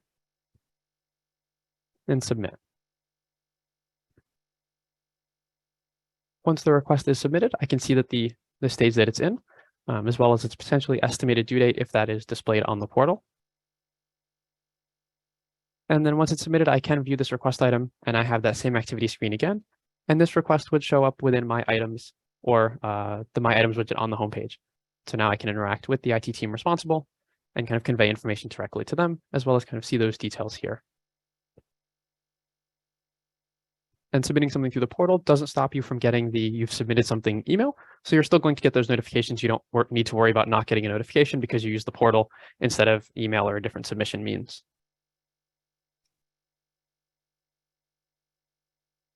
In the report and issue tile, this is where you would submit an incident issue. So let's say I can't log into my computer in the morning. I'm having trouble logging into Rutgers Connect. Outlook stopped working. That's where someone would submit this kind of support request.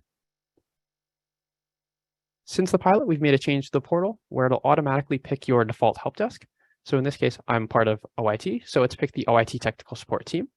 But for example, if I pick a different user who is part of the business school and they go to the same form, they're going to see the RBS help desk because they're in the business school. And as a member of OIT and not the business school, I don't even have that option here. So this page is also curated based on someone's demographics. So they're only going to see the help desks that are relevant to them. So they'll see the school potentially that they're part of if there's a local school IT unit. And then they'll see their local campus help desk, whether that's Newark or Camden. And then they'll see the OIT 24/7 help desk. As an IT staff person, I have a couple more options. But for most users, they'll have their local department pre-selected, and they'll have other options within the dropdown as well. Each group can provide a series of special instructions and indicate if the request is for someone other than themselves. Some units may allow users to set the urgency of their issue or add an alternate email or callback number. But every group requires a summary. So I'll add my issue summary. And as I'm typing the summary, it'll try to run a search for knowledge articles.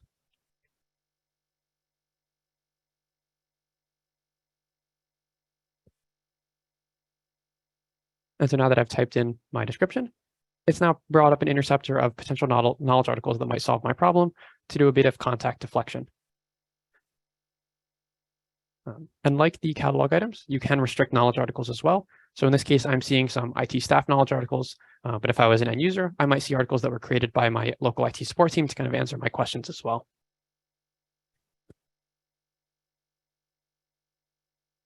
And once the incident is submitted, I have that same activity page and I have the same actions available, so I can interact with my support request through the portal directly or through email.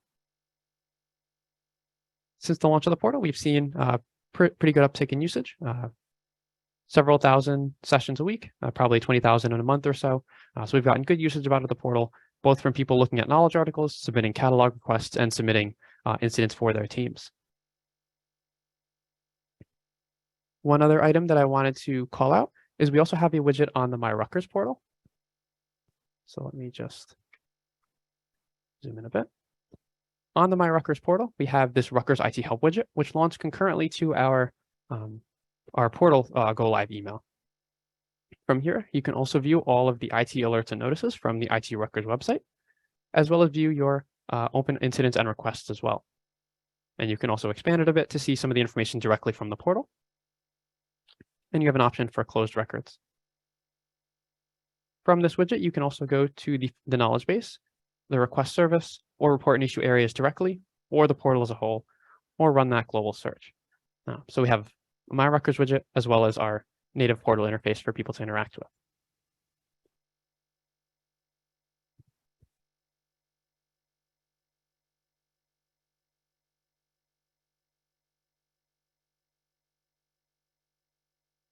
Yep. And I think that brings us about to the end of our portal demonstration. I see there's a couple of questions in Q&A, so we'll take a look now. I saw that there's a question from Sean Ryan about who sees the responses for feedback. So these surveys are available to in the backend of the portal, or the backend of ServiceNow, to view for a specific group. So it's not every IT agent that can see these portal responses, but if you're a department manager and you want access to the survey responses, please send us an email to smo-support@OIT, and we'll get you access and we'll give you information on how to create reports to see your specific units survey responses.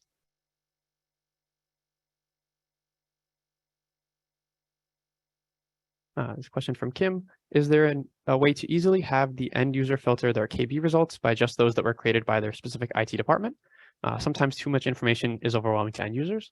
I do sympathize with that. There's a lot of stuff in the knowledge base that's public information. And if there's stuff that's added by the local IT team, that can kind of be even more information to view. I'm not sure offhand if there's an easy way to filter that information, but we can get back to you following this session.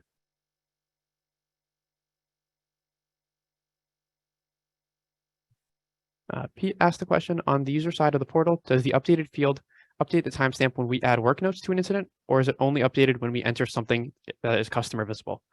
Pete, I'm not sure if that offhand, but we'll get back to you after this meeting as well with that information.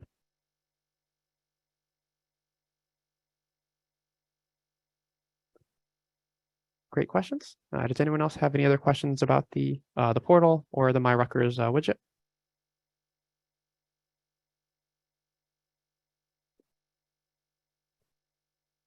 So Lee asked, is there a way to have the enter key add a carriage return rather than post?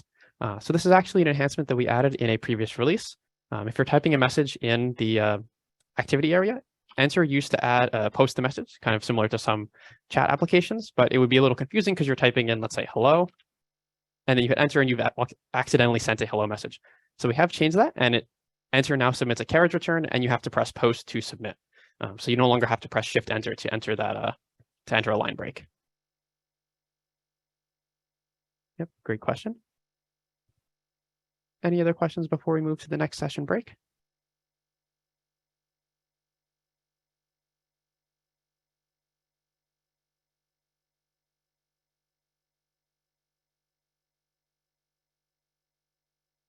All right. Thanks everyone for your time. We're going to take a brief break until 12:30, and then Deb is going to go over training and certifications as well as future initiatives. Knowledge, there's one more question in queue. Oh, I see it. From James. Sorry if this was asked before. Can you have a custom portal for your own IT department? So there isn't an option for a custom portal. Let me share my screen again. There is just this single Rutgers IT Help portal. From that, the report and issue area, there is that list of filtered departments that's presented. So someone from NJMS would only see the NJMS help desk. They're not going to see RBS, etc. We do have the option of giving you a deep link to your specific group. So it's rather than just the report and issue link, there's a bit of an extra bit at the end of the URL, which goes directly to your unit. So if you have a department webpage or email signatures, you can add that to those links, that link there directly. The only thing is that those deep links do not process the ACLs. So if you post that on a public webpage, you might get people from other units that click on it and submit IT issues.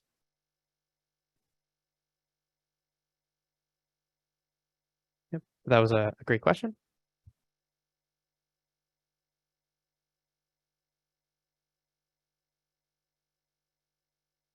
Yep, there is documentation on the way the portal links work and how to use the deep link stuff. I will send that in the chat after we move to the next session break.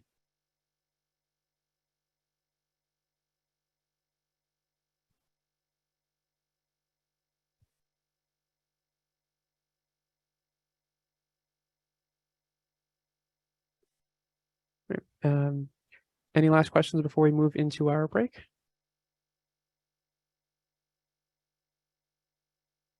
All right. Thanks everyone for your time. We'll go into a short break before the next session at 12:30.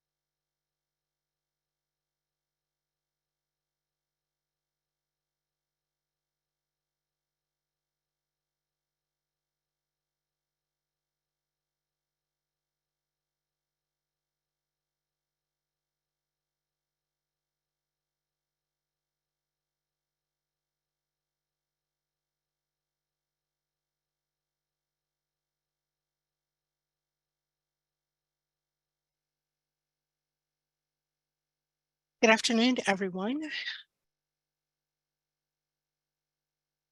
My name is Deb McDaniel, and I will be walking us through our service management training and certification program, as well as talking about a few of our planned and future ITSM initiatives. I'm going to give everybody a couple of minutes. We're supposed to start right at 12:30. So I'm going to give a few more minutes for folks that might want to join us to come in, and we'll get started right at 12:30.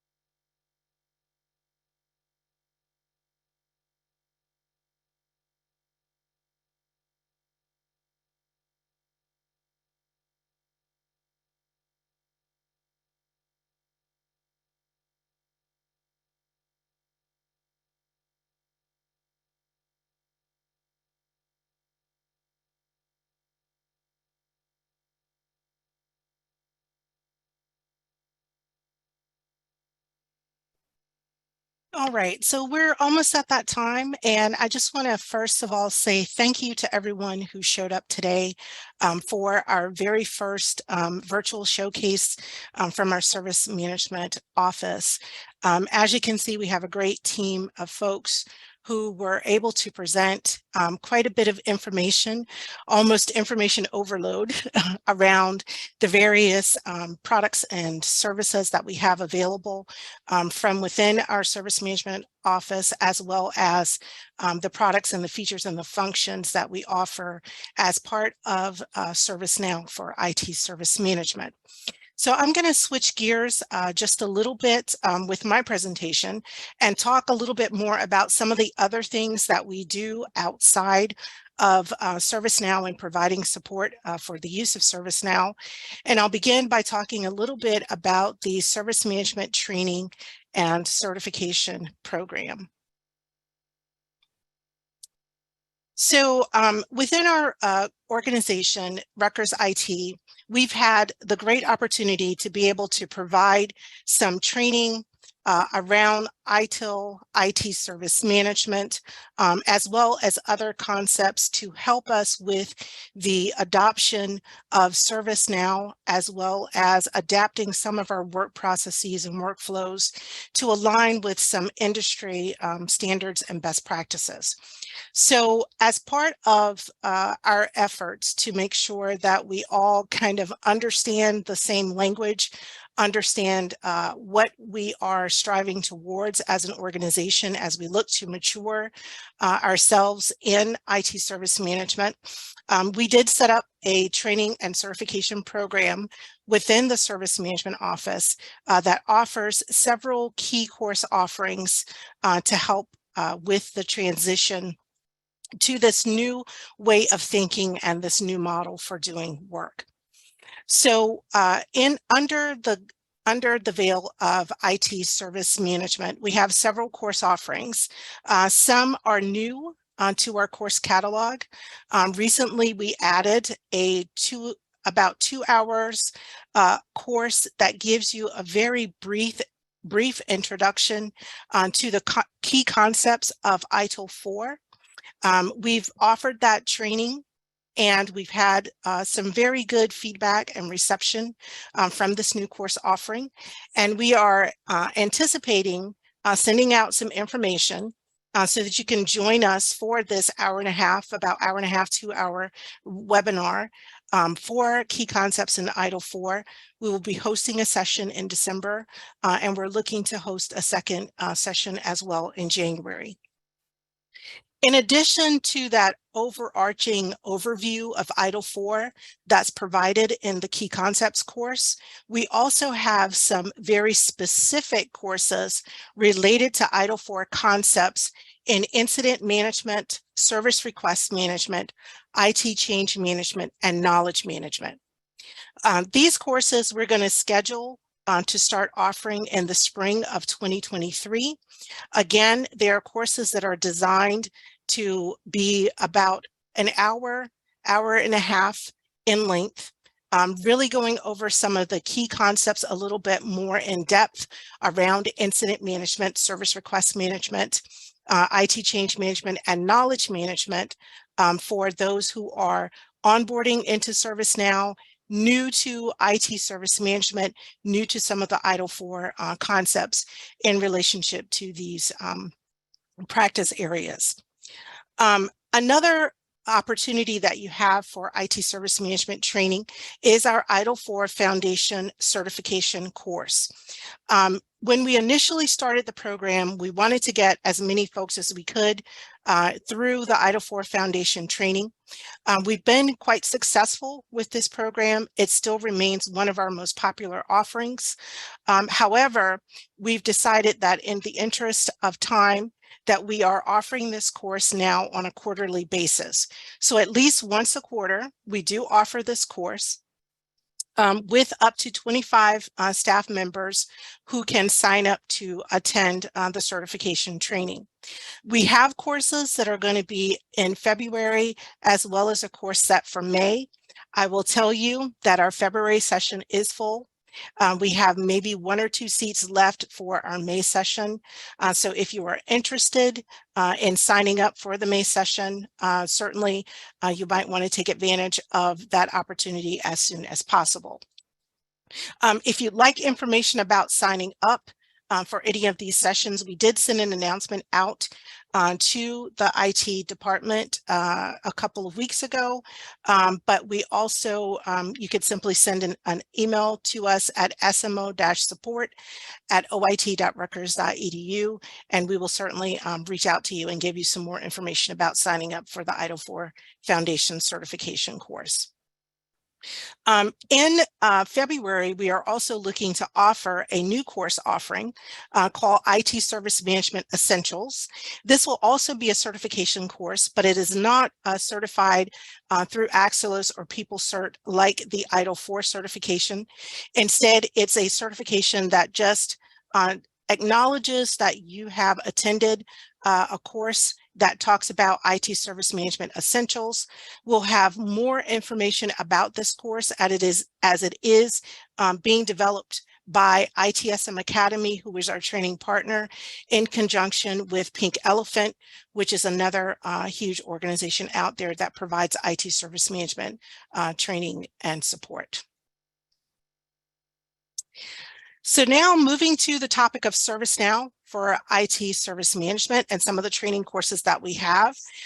We do have courses that are delivered on demand through Canvas, as well as micro-learnings around ServiceNow for ITSM.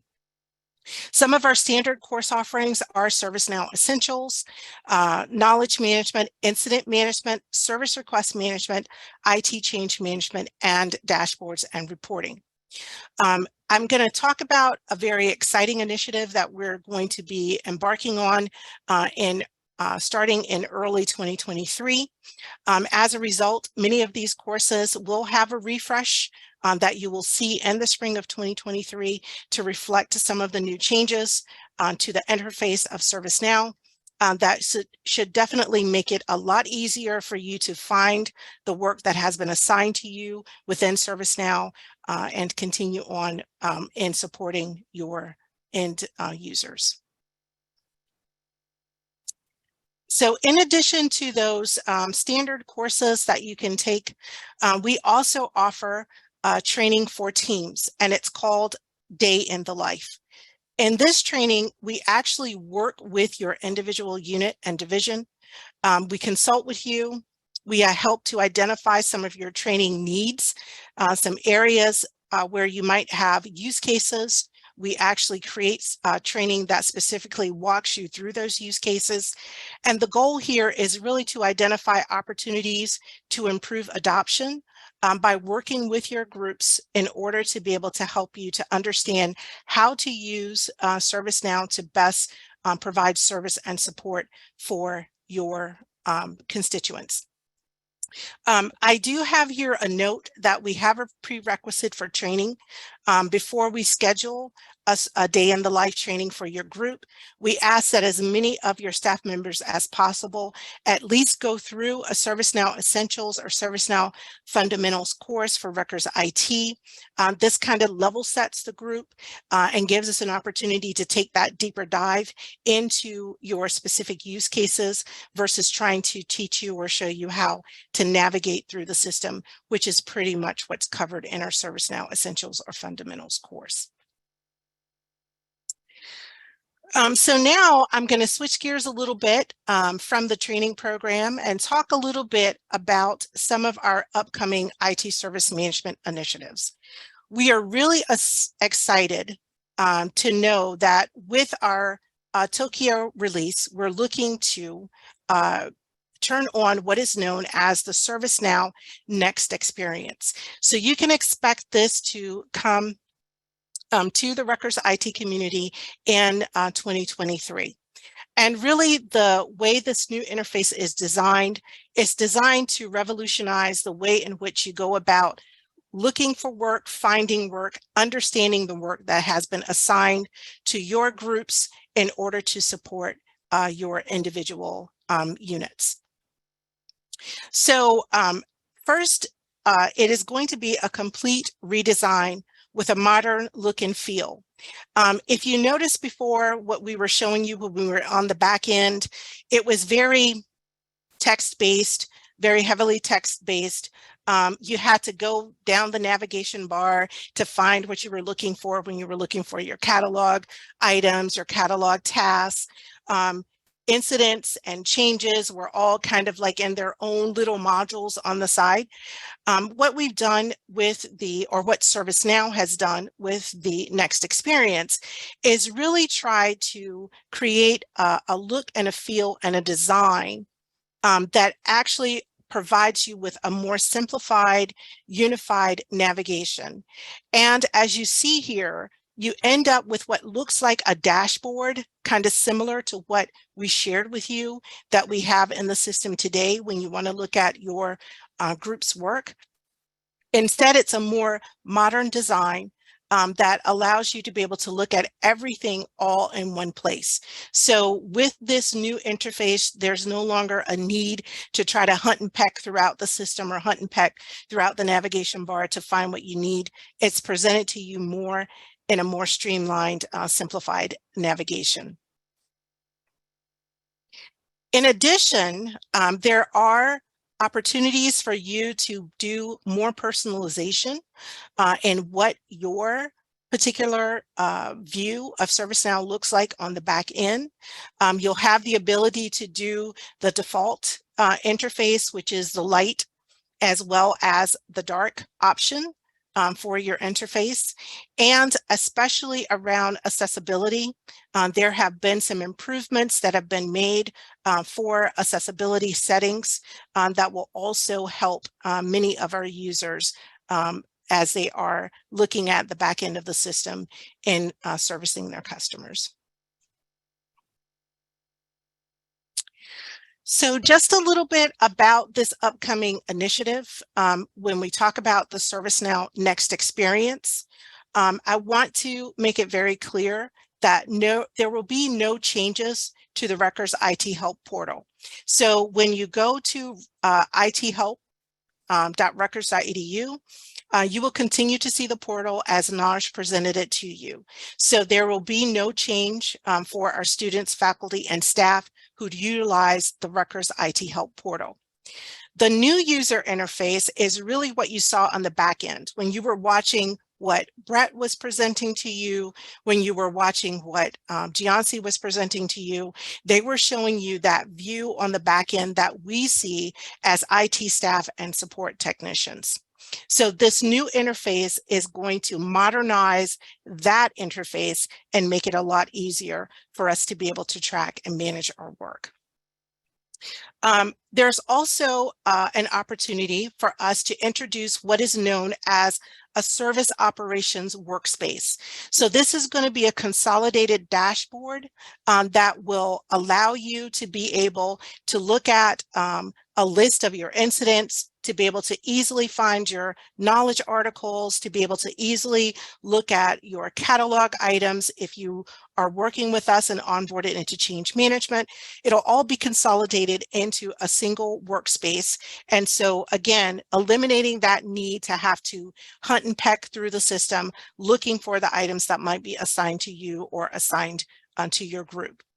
And so with the service operations workspace, it really will allow us to further improve our workflow and how we manage the work on the back end as IT support staff and technicians.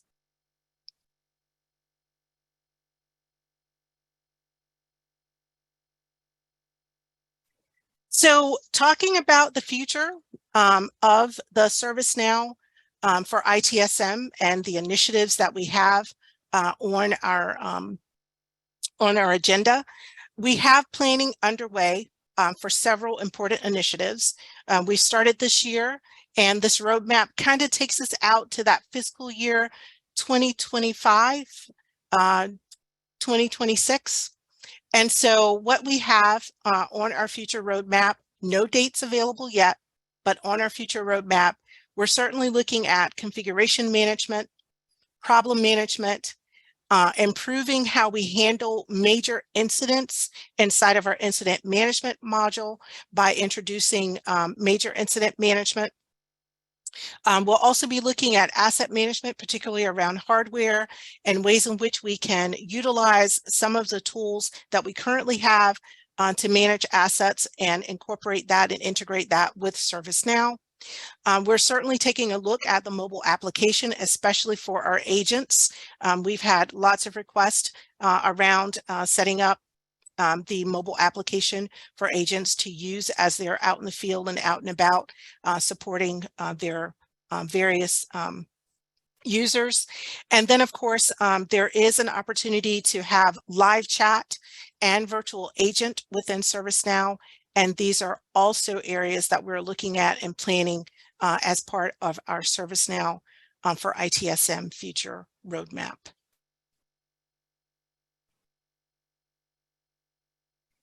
So at this point, I want to give us an opportunity to be able to have a few minutes where we can have any types of open discussions. I know we have presented quite a bit of information to you today. So we want to just open up the floor where you can ask questions of the SMO. It's a general Q&A. We'll also look through the chat and make sure that there are no additional questions that we might have that have come up as part of chat. But this is just a chance and an opportunity for us to just spend a little time sharing some additional information with you based on the questions that you might have for us. Okay, so I'll take the first question around how do I enroll for ServiceNow fundamental training. The best way to do this would be to send an email to smo-support@oit.rutgers.edu. We will take your individual request and we will be able to provide you with the various options how to access on-demand trainings and Canvas, as well as opportunities that we may have coming up for you to attend a live session, either in person or via webinar.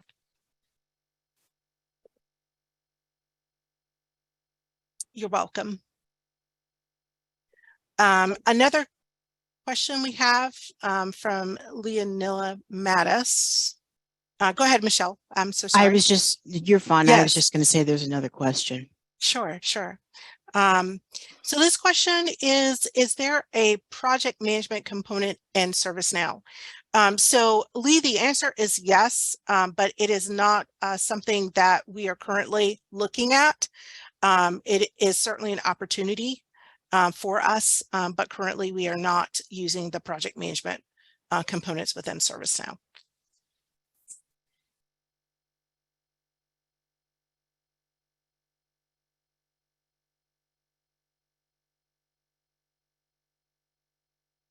So we do have a few more minutes left in our session. I I didn't know if there were some people who may have come in a little later, or if there were some questions that you may have had about some of our previous questions, previous presentations. So if you have those questions, feel free to ask those as well.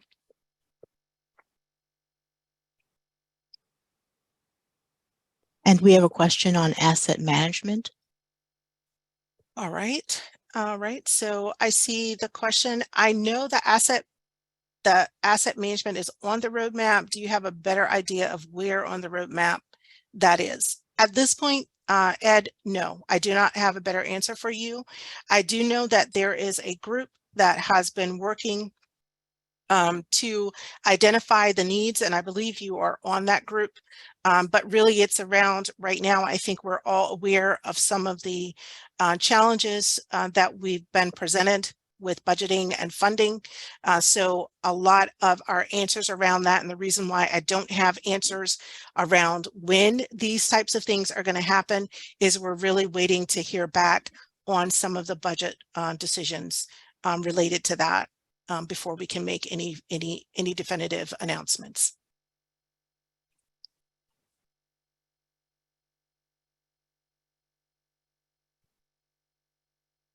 And we have another question. We are a centralized office with enterprise apps. Can people from other schools and campuses create tickets for those systems?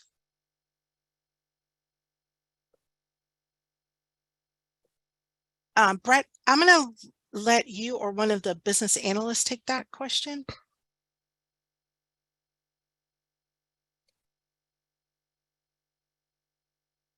Okay, sorry that I wasn't, I was on mute. Okay, so the answer, unfortunately, is it depends. We can certainly create a request, but it all depends upon whether the person's actually in service now for you to at least acknowledge where the request is going to and who it's from.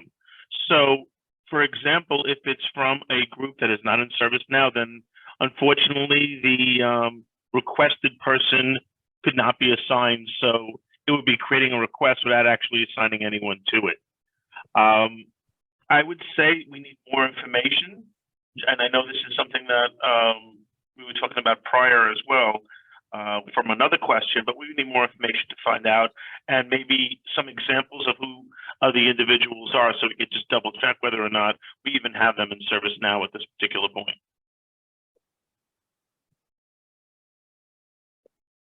Thank you, Brett. So if you could send, that information to ServiceNow support, SMO support, we will follow up and get any information that you need.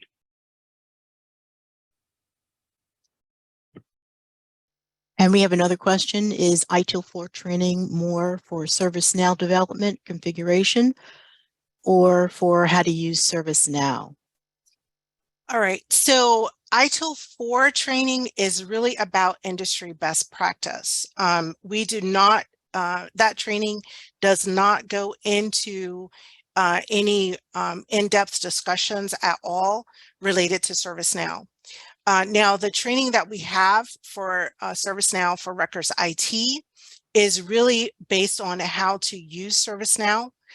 It is designed specifically for Rutgers and our instances and how we have ServiceNow configured for Rutgers IT. So that training for ServiceNow is going to be more focused on how to use the system in order to get through your daily day-to-day operations into ServiceNow. At this point, we do not offer ServiceNow development or configuration courses. Those courses are offered through ServiceNow training proper.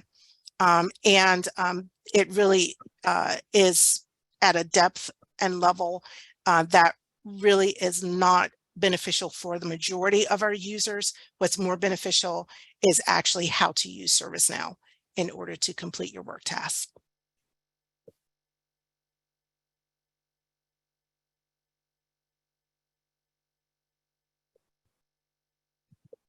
And we have another 3 minutes if there are any other questions.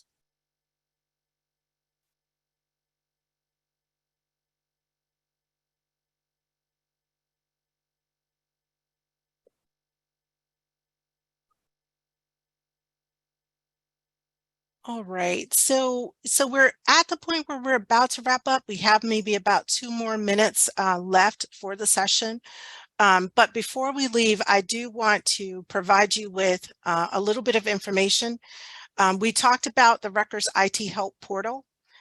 There is where you can go to report an issue, to request service, and to even find answers as part of our knowledge base. And it is also a way in which you can contact us here at the Service Management Office. So of course, if you have a specific question for us, you could choose Service Management Office support if that is available to you as your help desk, and that is a way to request direct support from the Service Management Office through the Rutgers IT Help Portal. What we found is really effective, and it just makes it a lot easier for a lot of people, is what we offer as the smo-support@oit.rutgers.edu email. Anytime you send us a message to that email address, it will automatically create a support case for you within ServiceNow. And we use that information to appropriately assign your work to the appropriate member within the Service Management Office. And that is a way for us to be able to track your request, to track your training inquiries, and any other support needs that you might have from the Service Management Office. Two easy ways in order to be able to reach out to us and ask for additional support. We're always there, always happy to help, and we certainly encourage you to use those avenues to ask any additional questions that you may have. Okay. So as always, we have the question about the webinar. We know it was a full 3 hours that we provided the webinar to you today. We want to thank you so much for joining us today. We enjoyed having you as a part of our virtual showcase. This is the first time we did this extended format. So hopefully things went well. We will send out a survey to you as a follow-up just to ask some questions about what we did well and what we can do better for the next time. The webinar has been recorded, and we will have a copy of the webinar as well as the presentation slides posted within 5 business days following this event. We will also make sure that we send out a follow-up email, and we'll actually send that follow-up email to all of Rutgers IT so that we can give you more information on how you can access the webinar recording as well as view the presentation slides on demand. Okay, so the question, I have one more question that came in around the training. And it was about if the May session is full, when would the next one be? We would hope that we would be able to offer another session in July. It just really is going to depend on how many people sign up for the July session. If we are unable to get at least 15 folks signed up for that July session, we typically will hold off and have everyone sign up for one of the sessions that'll happen in the fall. And usually the fall session happens in October.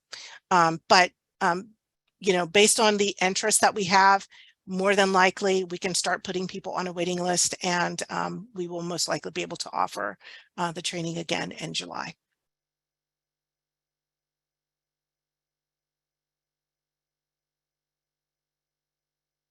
All right, so that brings us to the end of our showcase for today. Thank you again. We had great attendance. We had, you know, over 100 people to actually show up and attend throughout the course of the day for the various sessions. So we really appreciate your interest. We look forward to doing this again, and we definitely look forward to taking away some of the questions that you have, being able to provide you with some additional answers. And also, we look forward to having more of these virtual showcases We may just have them shorter in format to address some specific products and services and enhancements. But please look for more of these types of opportunities for customer engagement and to work with us here in the SMO in the near future. So thank you, everyone.